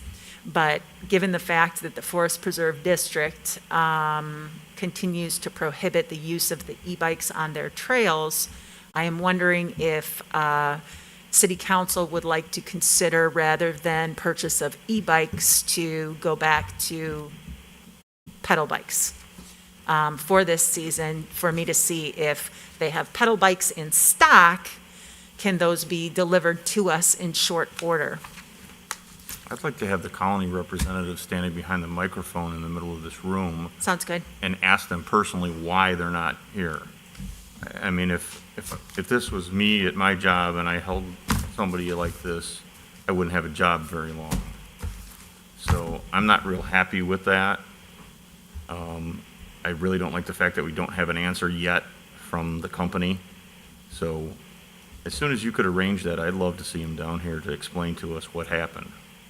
Al, I'm not arguing with you at all. The thing I'm hearing is that appears to be some unanswered questions about insurance on these things, and who's paying the insurance. On the electric bikes or on any of them? Any of these rental bikes. Okay. Oh, I thought it wasn't worked out in our contract I with them. thought we had that in the Yeah, contract. we have change. indemnification in Yeah. our contract. Or, I mean, it's not going to come back against the city for it. The person who's riding the bike, whether a person who is injured by someone who is riding the bike will be able to recover for the injuries that they sustained, that probably is still an outstanding question. But the documents between Colony and their patrons, the patron is signing a waiver that they have no claim whatsoever against Colony or Colony's partners, and we are a Colony partner. I have Abby? two questions about the bike availability. When we signed on and they said we have ordered all the bikes and they'll be really quick, was it that they were, and then when we deferred our investment for a couple months, did they devote those bikes elsewhere? And that's why they're not available to us? Or were we just misinformed at the beginning that those bikes were originally available? I think we were misinformed in the beginning that those bikes were available, but I can't be sure which one is true. All I know is that they say, we are awaiting shipment of your bikes, and we don't have a shipment date. I mean, that continues to be the mantra. And then my second question, in regards to going back to regular bikes, I guess when they were talking about this, county-wide system, or, Fox Valley-wide system, and the e-bikes were available, that the e-bike dispute on bike paths had been cleared up. I guess I didn't. I thought so too. But the thing, e-bikes, my bike, I can turn off the e-capability and ride it like a normal bike. So going up and down these hills, I can't get up and down them without the electric assist. Going up and down the trails, I can turn them off and be trail legal. So there is that option if we want to continue with the e-bikes for that kind of I ease. would love to see how the county's going to enforce that. There is that. I mean, it's a speed limit thing, and that's kind of what I thought it came down to, that there is a speed limit on the trails. That's correct. We don't have cyclist training on them. I had heard that there was and again, I haven't looked into the thing, because there are bikes with throttles, and then there's electric assist where you have to keep pedaling. And where the line was drawn there, I was always a little fuzzy on. I just turn mine off and hope I don't get pulled over. I've actually had, in the past couple of months, Try and catch me. several people that I've talked to that have bikes. I ran into a guy a week ago that rides at least twice a summer to Lake Geneva and back. He's Mhm. now got a bike that he can have electric assist for the hills that he has to handle there and back. He can get from St. Charles to Lake Geneva and back Right. on one battery, Mhm. which to me is just amazing. So gotta look Well, into that bike. I can Um, tell you that we were induced into signing the agreements by the promise that the bikes were available. Oh. That I can assure you. But whether that was But was that misinformation when- or not. Right, was that at the time that we were presented to it and then COVID hit and then we deferred signing the agreement for a couple months? So. It was after COVID. It was after COVID, okay. Yeah.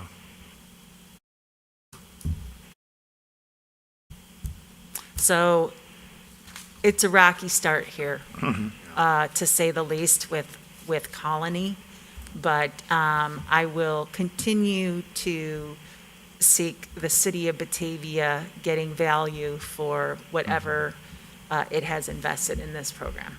Yeah, and if, I don't know what communication has been like with them, but if there's a possibility to get some type of bike, to get that plan, or that program working here, so people are aware that there are bikes where they're at, and, and how they can use them, I'd like to see something, Even Agreed. if that means they give us 10 free regular pedal bikes for this year to make up for not, I don't know what the answer is to that.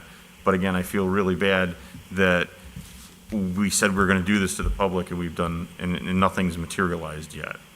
And Right. I'd like an answer from somebody from that company here for everybody on the council and the public.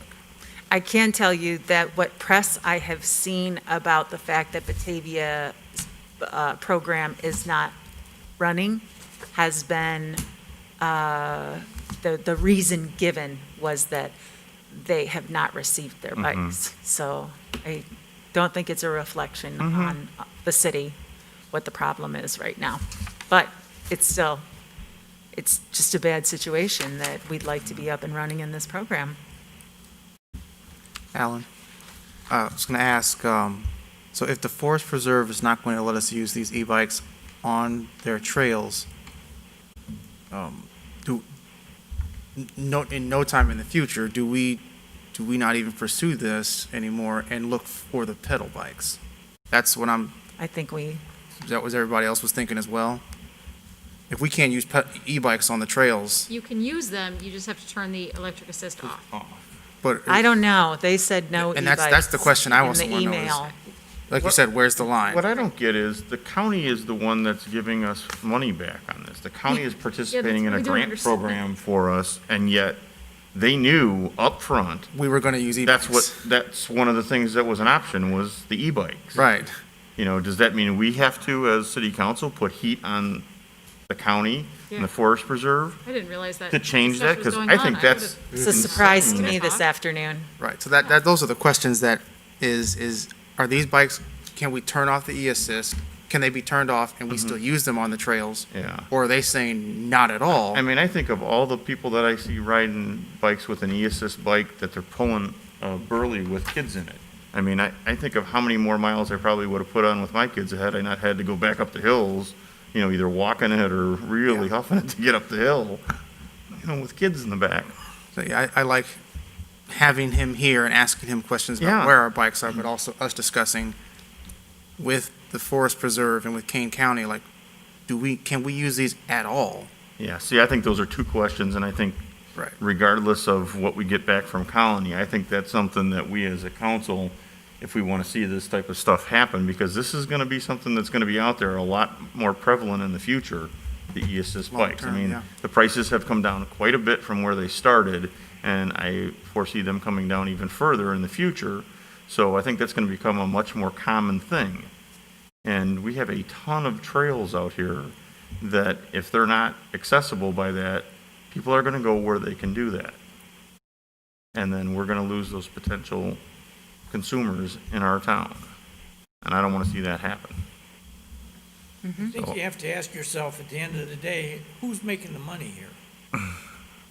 Well, nobody's making any money if they don't get bikes to us. Yeah, but you got these companies that are trying to rent us bikes. Yeah. I mean, are they having second thoughts that they're probably not gonna make much money? given all the rules and developments that are. Well, and that's why I say I think that's kind of wrong on the county's perspective, is to not allow those. I think the whole thing gets down to is anybody making any money here? I think that's the question. At the end of the day, you need to ask. We need to ask. Well, the thing that comes to my mind is, you know, if we get regular bikes as opposed to e-bikes, with all the theft of bikes in the area, are these bikes going to start getting stolen? Well, they're And supposed to have a, That's in the Sure, contract, what happens in that. If the bike is missing for 7 days, they replace it. Right, but if all of our bikes get stolen and we have to wait 7 days to get refilled with bikes, you know, it's like, oh, here's a bike today, but now you have to wait 7 days. I still think it's a good program, but, you know, just reading all the theft and seeing people like, in the middle of the day, the bikes are getting stolen, from what I'm seeing, and I just wonder what the other communities, if they've dealt with the bikes being stolen and how they've dealt with that also. Because obviously, it's not just in Batavia that this is happening. You know, you're seeing, you know, break-ins to cars in other areas too. So, you know, I'd be interested in hearing if they're also dealing with the theft of those bikes, especially with all the bikes that are getting stolen around Right. here. Okay, I got a lot of good feedback, and, Alderman No. Callahan? No, just still under project status, I have a question, but if you're still talking about that. Nope, I have another topic for project status, unless you'd like to ask your question. It's just about Main Street. We Yes. received the update from Harry Heitzman, resident over there. There was a bunch of concerns, but mainly, is it on track, the project, for what his main concern was this year to kind of what we were anticipating late October, most likely November? I think the original finish date was November 15th. Yeah, so I actually met with Harry this afternoon at 1 p.m. And explained the project to him. I think he captured all of that in his email, that he understands the complexity of this project. Like starting from last year, the electric department went out there, moved their poles in anticipation of this project. And at the beginning of this project, we did water main on the north side of the project.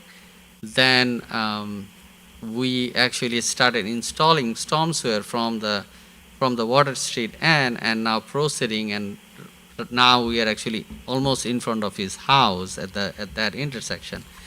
Now, in February of this year, we had an open meeting and we met with a lot of residents and businesses, and we told them that the project is actually gonna be done this year.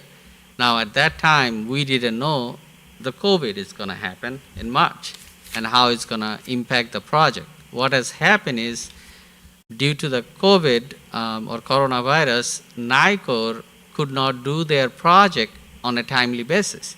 NICOR, part of this project, NICOR was asked to relocate their gas main.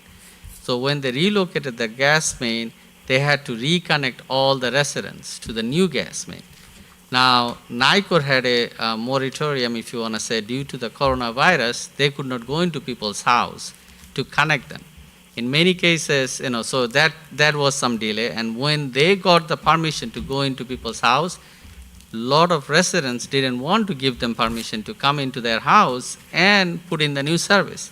So NICOR was supposed to be done in like 4 weeks. They finally got done the beginning of August. So they are, if you want to say, like 4 months behind. So what our contractor did is, rather than bringing a lot of people and trying to do the project in very fast, he had enough manpower so that he doesn't catch up to NICOR. He was right behind NICOR, so that as NICOR is getting done, and he was also progressing. So 4 weeks ago, when NICOR said we are done, he has actually mobilized 2 more crews into the project. So now if you go out on Main Street, you will see almost 3 crews working. He's working, the main crew is working on the storm sewer. There is a crew who is now doing water services and sanitary services. There is a third crew that has come to the city, and they will start at the Water Street intersection to remove the pavement, remove the existing street, and start putting the new street. So what we have done is we have talked to the contractor since the beginning of the project when we knew that NICOR was delaying the project. And I don't want to throw NICOR under the bus here. It's just because of the coronavirus thing. So we have been in constant contact with the contractor. We meet on a weekly basis.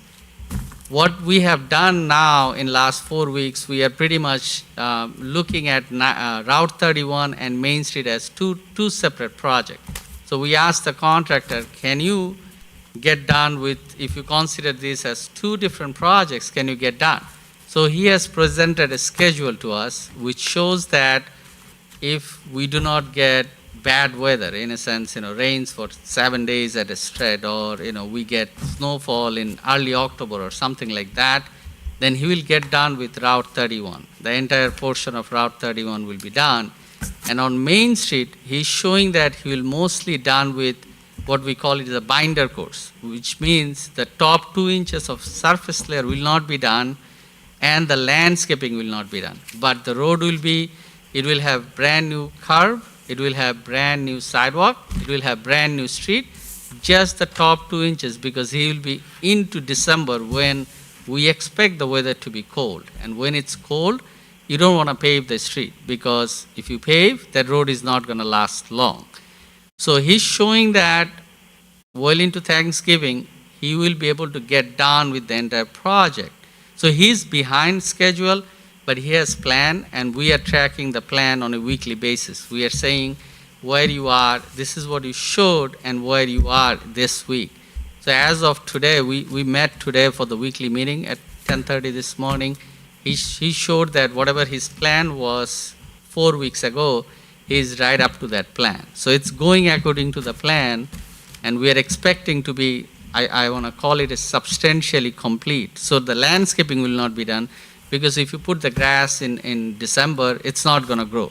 So he's going to come back and put the grass and touch up all the landscaping in next year. But our projection is, if the weather holds, we'll be done with the most of the work at the end of this year, which means Thanksgiving or right after that. Gary, you want to add something? So if you want, we can, every Tuesday morning, we meet with the contractor, we track, we have printed a big schedule that he has prepared, and we track it. If you want, I can send you a weekly update telling you where we are, are we behind or are we ahead? He's not showing any Saturday work right now, he's showing Monday to Friday work, and the plan is to do block by block. What I mean by that is, so next week he's going to take out the existing street between Water Street and Route 31. So he's going to completely dig it up. He's going to put stone back. Then he's going to come back and put the curb and sidewalk. Then he's going to put the asphalt back. So that block is done. Then he's going to move to the next block, which is kind of a longer block between 31 and Lincoln. But again, we are not going to dig up more unless we know that we can put it back. So let's say come Thanksgiving, the weather was bad, we fall behind in schedule, we are not going to dig up the entire street. We'll probably dig up to Jackson or maybe Harrison, and put that back. But from Harrison to Whipple, we will probably put back some temporary pavement. What I mean by that is, whatever we have dug up, we'll put back more stones in there, and we'll put little bit of asphalt so that it is drivable, so that it is plowable throughout the winter and come back and finish it. But it's too early right now to say that we are not going to be able to do from Harrison to Whipple. But that's a possibility, and it's because we got behind. It's not the contractor got behind or anybody got behind. It's because of the coronavirus restrictions, NICOR could not get that done. If you go out, you will see AT&T is still working on Route 31, so everybody got behind.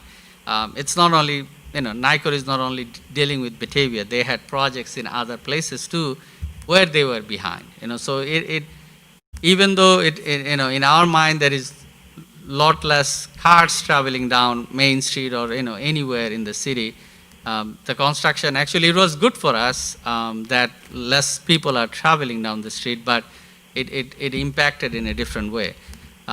We were just talking in engineering today that a lot of people are now working from home, so that was a different, that poses a different problem, because now you are working from home and you hear all this construction equipment in front of your house going up and down, it's a lot more noise. So people get upset about all that when they are on a conference call, on an office call and all that. So it's a different dynamic, different challenges this year. But he has brought in more manpower because we talked about how we can expedite the project, how we can get done this year. He wants to get done too. So we are working towards that. Hopefully, we'll not see any inclement weather like long periods of rain or early snow or cold weather. Typically, up until Thanksgiving, they have opened up the asphalt plants and you can buy asphalt and lay it down. So hopefully we'll be able to do that and get the project almost complete. But I will not promise that we are going to be complete completely. That's not going to happen because landscaping is not going to happen this year. Yes. You mentioned a Monday through Friday schedule. Is it appropriate to throw a couple of Saturdays or all of the Saturdays in? So that probably we can discuss that because Saturday is considered a premium time in contractor's schedule. We haven't asked him to do that because we'll have to pay. IDOT has a provision if you want the contractor to work on Saturdays and all that. Again, he hasn't done that so far because he was worried that he will catch up to Nicor and then he will run out of work. But if we ask him to do that, he will probably turn around and ask us for premium time. That's something he may ask. If you're a contractor, you're probably thinking that, how do I make more money out of something, right? So if we get into that weather situation, we'll most likely discuss that with the contractor and then bring it to you for approval. But we can take the proactive approach right now saying, hey, how about you work on Saturday? He will immediately say, it's time and a half for my crews. The only reason I ask is if they did a Monday through Saturday schedule now and they finished our project, their crews will be free to begin with another project and make more money next year. So, just saying if they can move on. Yeah, so when it's the contractor's issue, he's more than happy to work Saturday. I get it. In this case, he can legitimately point to other issues, and so he doesn't want to pay his crews extra. And with the Laura's weekly updates to you, I think if you go back into the springtime, you'll see me starting to make generic statements for months now about Main Street tracking behind schedule. Yep. Early on, we had hoped to be able to catch back up, but you'll see that nomenclature dropped about 6 weeks into those updates. And it's because of this Nicor issue that we've been tracking for most part of the summer here. So. I mean, the good part is, and I explained that to Harry, that it's all brand new water main, it's all brand new storm sewer, it's all brand new services to everybody's houses. So knock on wood, if nothing else goes wrong, nobody will see us for 20 to 25 years over there. It's a massive project. I mean, it's something like this hasn't happened in the city for a while. It does disrupt your life, no question asked. And there is no sugarcoating to it. And people being at home, it's really inconvenient because you are trying to go to grocery store. It's a one-way street. The contractor has a lot of equipments there. If there is a truck that is getting loaded, and he did dig up 20 feet, a deep hole. That's a lot of material coming out. So you are waiting behind a truck for for a few minutes, until the truck is loaded and moved on, and then you can move on behind the truck. So it's inconvenience when you are on a time crunch, but we are almost, it's September already, three more months, and hopefully we'll put all this behind us and move on. On a similar note, Prairie Street is actually tracking earlier. That contract will most likely, or they will probably get done by end of this month. Again, I don't want to jinx it. They also have the similar schedule. They have till November 15th to get done, but they will get done most likely by end of this month. That project was less scope. We didn't do all storm sewer, so it was a little bit of less scope than this project. Main Street, we are installing 60-inch, 48-inch big storm sewer pipes, for future separation of, other side streets. So it was a much bigger project and much bigger scope.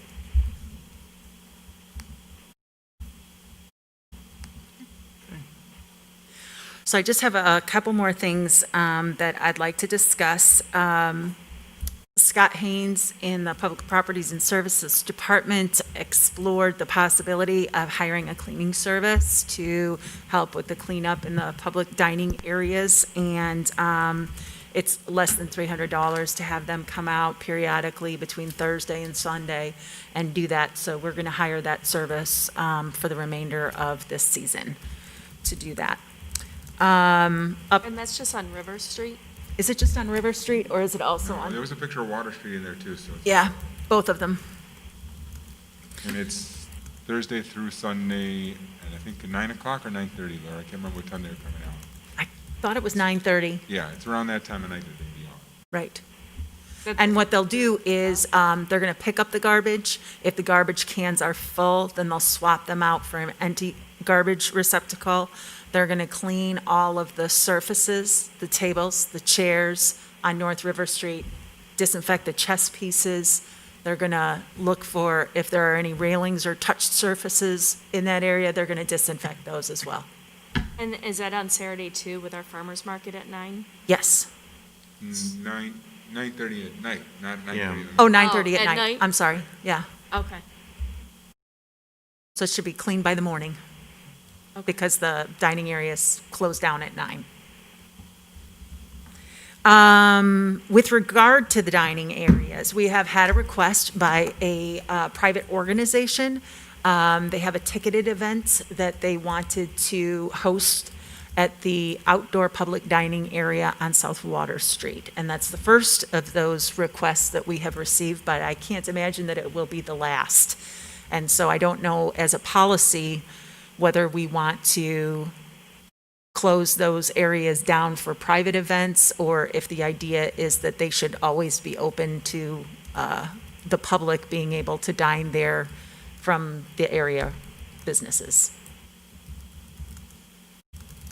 I don't know if they want to pay $300 for the cleaning. What's that? Would they pay $300 for the cleaning and then I imagine they would. wash? I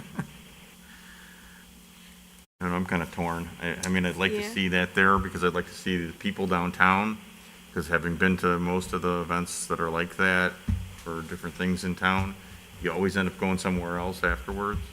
So, that could provide something for the other businesses in town because you'd have all those people down here. But do we want to take that area away from businesses that are there? And that, I think if it became a regular thing. right, and that's just one night, right? The 7th, I think, was in your memo? Yes. Is that Do a you know how many Friday tickets? night, or? Do you know how many tickets they're looking at selling? I don't, but I would imagine that they could not sell more than 50, since that's Right. currently Phase 4 restriction is only gatherings of 50 people. The benefit is limited. What kind of organizations want to rent it? At this request was from the chamber. Okay.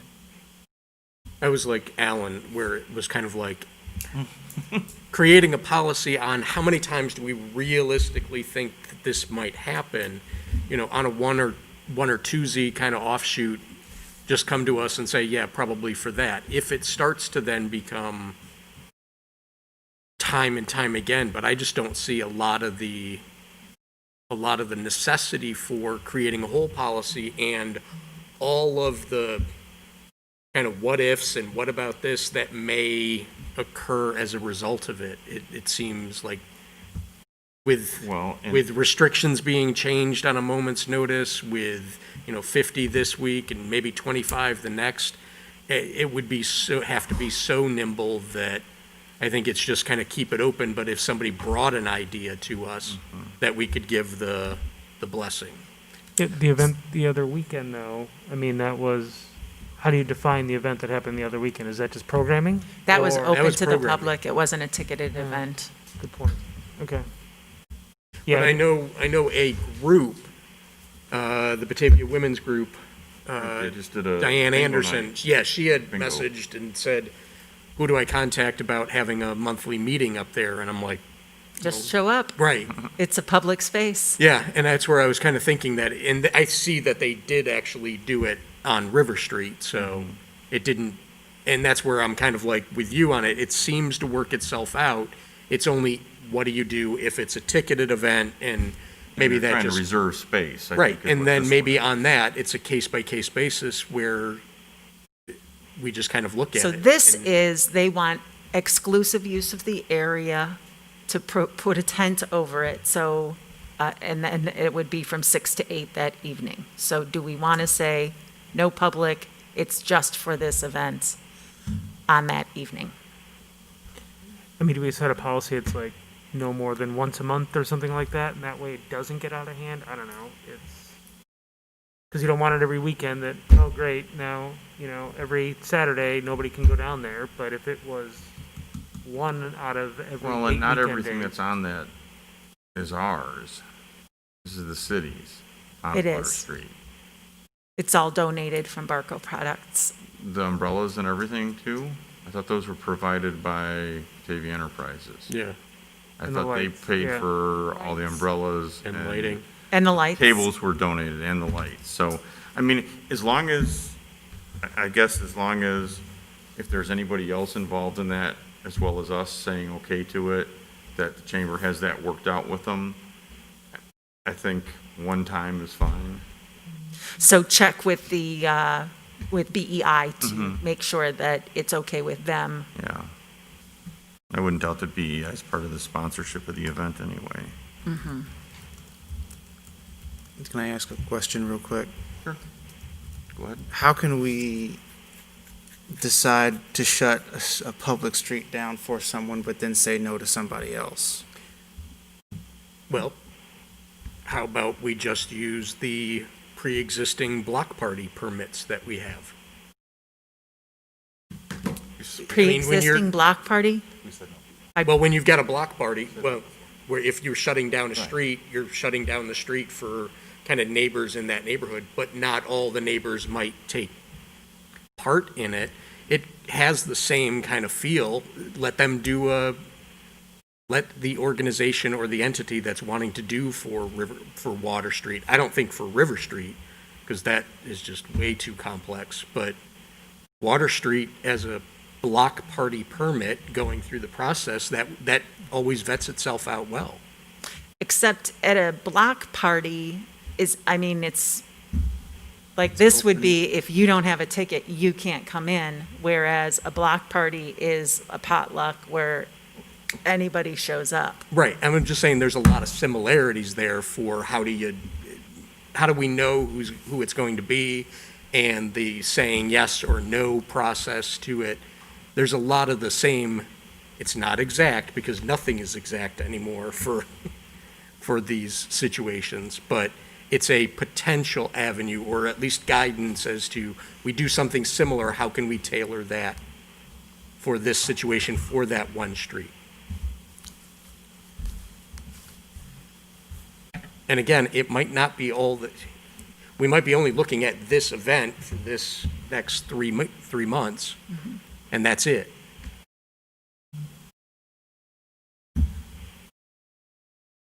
Now, that's a Wednesday night, October 7th.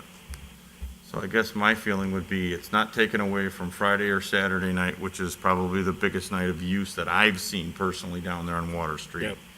So This is a private event. on a public street, though. And it is not unusual that we have private organizations hosting, I mean, Main Street is a similar type of entity, and they host events, like cocktails in the dinner. park. They have on a public space, and it's a ticketed event, so there's precedent. Okay, that's Yep. what I was trying to figure Yep. out. That There has is happened, precedent. and again, I think if the interested parties that have interest in that, I don't think it's gonna hurt, Daddy-O's isn't open after 7, so they're not gonna be there on Wednesday No, night. Riverside is more than happy to cram as many people as they can onto their space and inside the building, so I don't think we're gonna hurt them. The bike shop will be closed. I don't know if Panera's open that late. No. There's It hours have wasn't been really tonight. strange, No. 3 on Wednesday. So I don't think that we're really gonna hurt No, business. I wasn't talking about them. I was talking about somebody else that might just not like it, but we've done this, like you said, we've done this Right, before with we've done this party. before, with and the I also picnic. feel like, the event's over, the people that are there are gonna disperse to other businesses in town. I'm I mean, fine we've with done it time and time again from everything that's happened down here, No, I'm cool with it. so. Well, and that's why it's like 2 months ago, it wasn't there to begin with. Right. So- I mean, this is all Yeah, new. they would have been just All going to the of park this district is- and trying to get a park that they could put a tent up in. Right. That would be my guess. So, I'd be okay with having them downtown, and then hopefully they go somewhere else and spend some more money downtown. Yep. Good. Yeah. Sounds good. I don't hear any opposition. Anybody on the phone want to comment? I don't think so. Okay. Some other things that I wanted to mention were that, I mentioned earlier in the meeting, but I'll mention now that next week, Monday being Labor Day, Tuesday is the city council meeting, but also because Monday is a holiday, that means the advanced disposal, refuse pickup schedule is one day later as well. So I want to make sure people, are informed of that.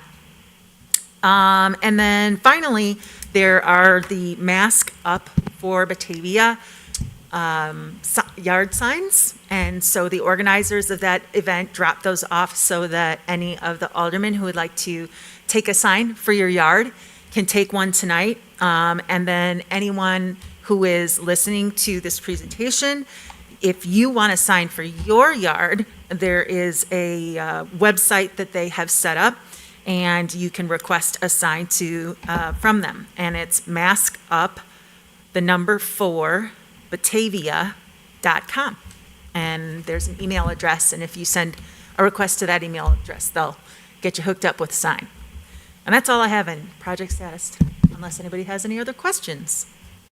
Anybody have any others? Just very quickly, just a reminder to the city council that also next Tuesday night on the 8th is the tour of the new substation. So I'll send a reminder out to everyone on that with the details once again, but just to mark your calendars. 6 PM? So before our city council meeting. Be before your city council meeting, correct? That'll actually be better because we have an extra half an hour. Exactly, yeah. I don't have a question, but I do want to share with you a couple of inquiries I received. I've had several people call and want to know, has the city got anything in its plans to lighten up on the mask requirement? And my answer is not that I'm aware of until such time as we hear that there are statistics showing that things are going in a different direction for the betterment, then maybe things will lighten up, but right now we would. So then I had somebody say, well, what are you gonna do when Halloween comes? Are you gonna require every kid with a costume on to wear a mask? I said, well, maybe they can incorporate it as part of their mask, or their costume. But this is one that keeps coming up almost every day. Somebody's wanting to know about the mask. And I've been a supporter of the mask, I still am. I'm putting a sign in my yard, but it is one there's another side to this in this town of people who are very adamant about we're stepping on their constitutional rights and everything else because we encourage people to wear a mask. And they're having a real difficult time with it. So I just thought all of you should know that's out there, and there are people that are not friendly toward the idea.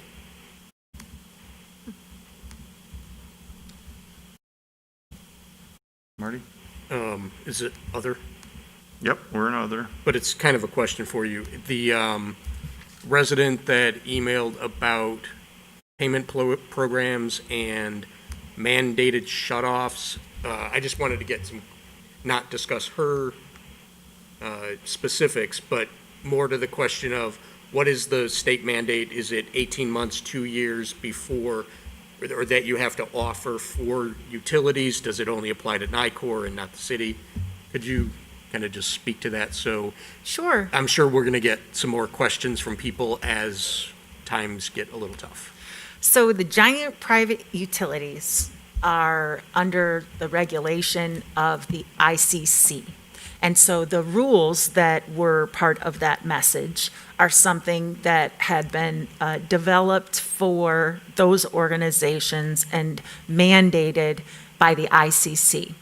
As a municipal utility, we don't fall under the ICC rules, and sometimes we can't match those kind of terms because we are like this, tiny company compared to the colossal giants that are the Amrens and the ComEds and all of those folks out there. However, just the same way, we are incredibly flexible as well. And so it didn't have to be COVID for us to come up with payment plans with our residents. As long as they communicate with us and come up with a plan on how they're going to catch up, we always work with our residents to do that.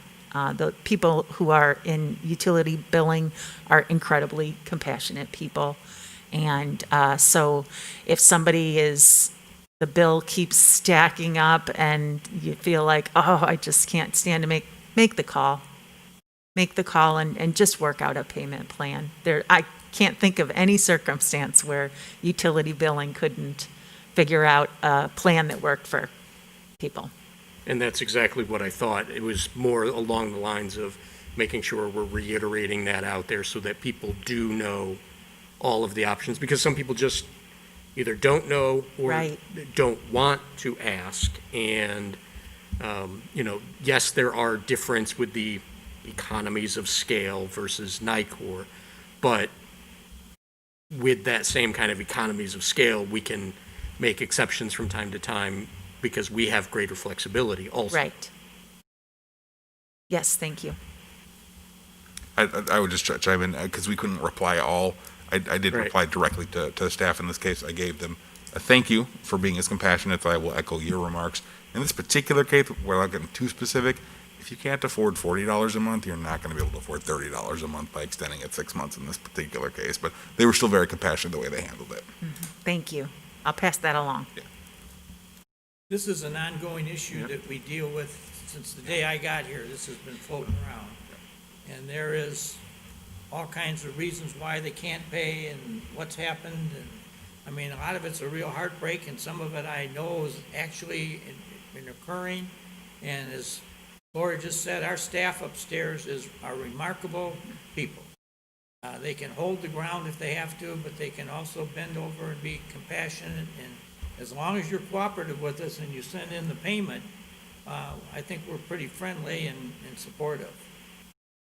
The one I think I've shared with you before that I got really thrown in my face a couple times was when we went out here and put the electrical charging stations in the parking lot.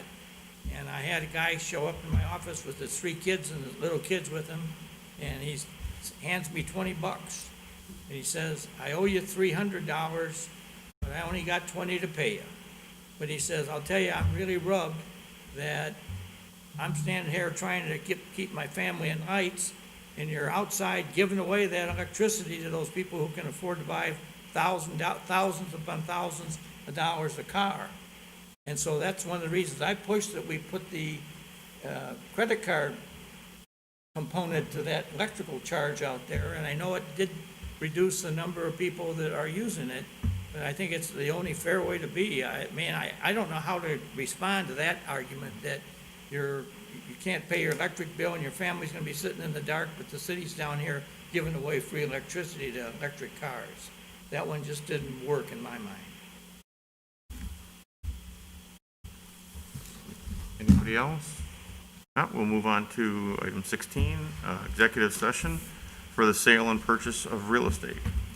So moved. And for those of you who are calling in this evening, I have just sent you a new call-in number via email, which you can hang up from this session, and I will reestablish that within the next 1 minute. Did I get a second for executive session? Motion by Wolf, second by Rosado for executive session. Roll call. A lot of people have walked out, but I could do roll call if you'd like. A couple. Two. Okay. Few. It won't be reflective, but. No problem. Mark? How about we do by acclamation? All those in favor? Aye. Aye. Aye. Okay. That way everybody. In the office.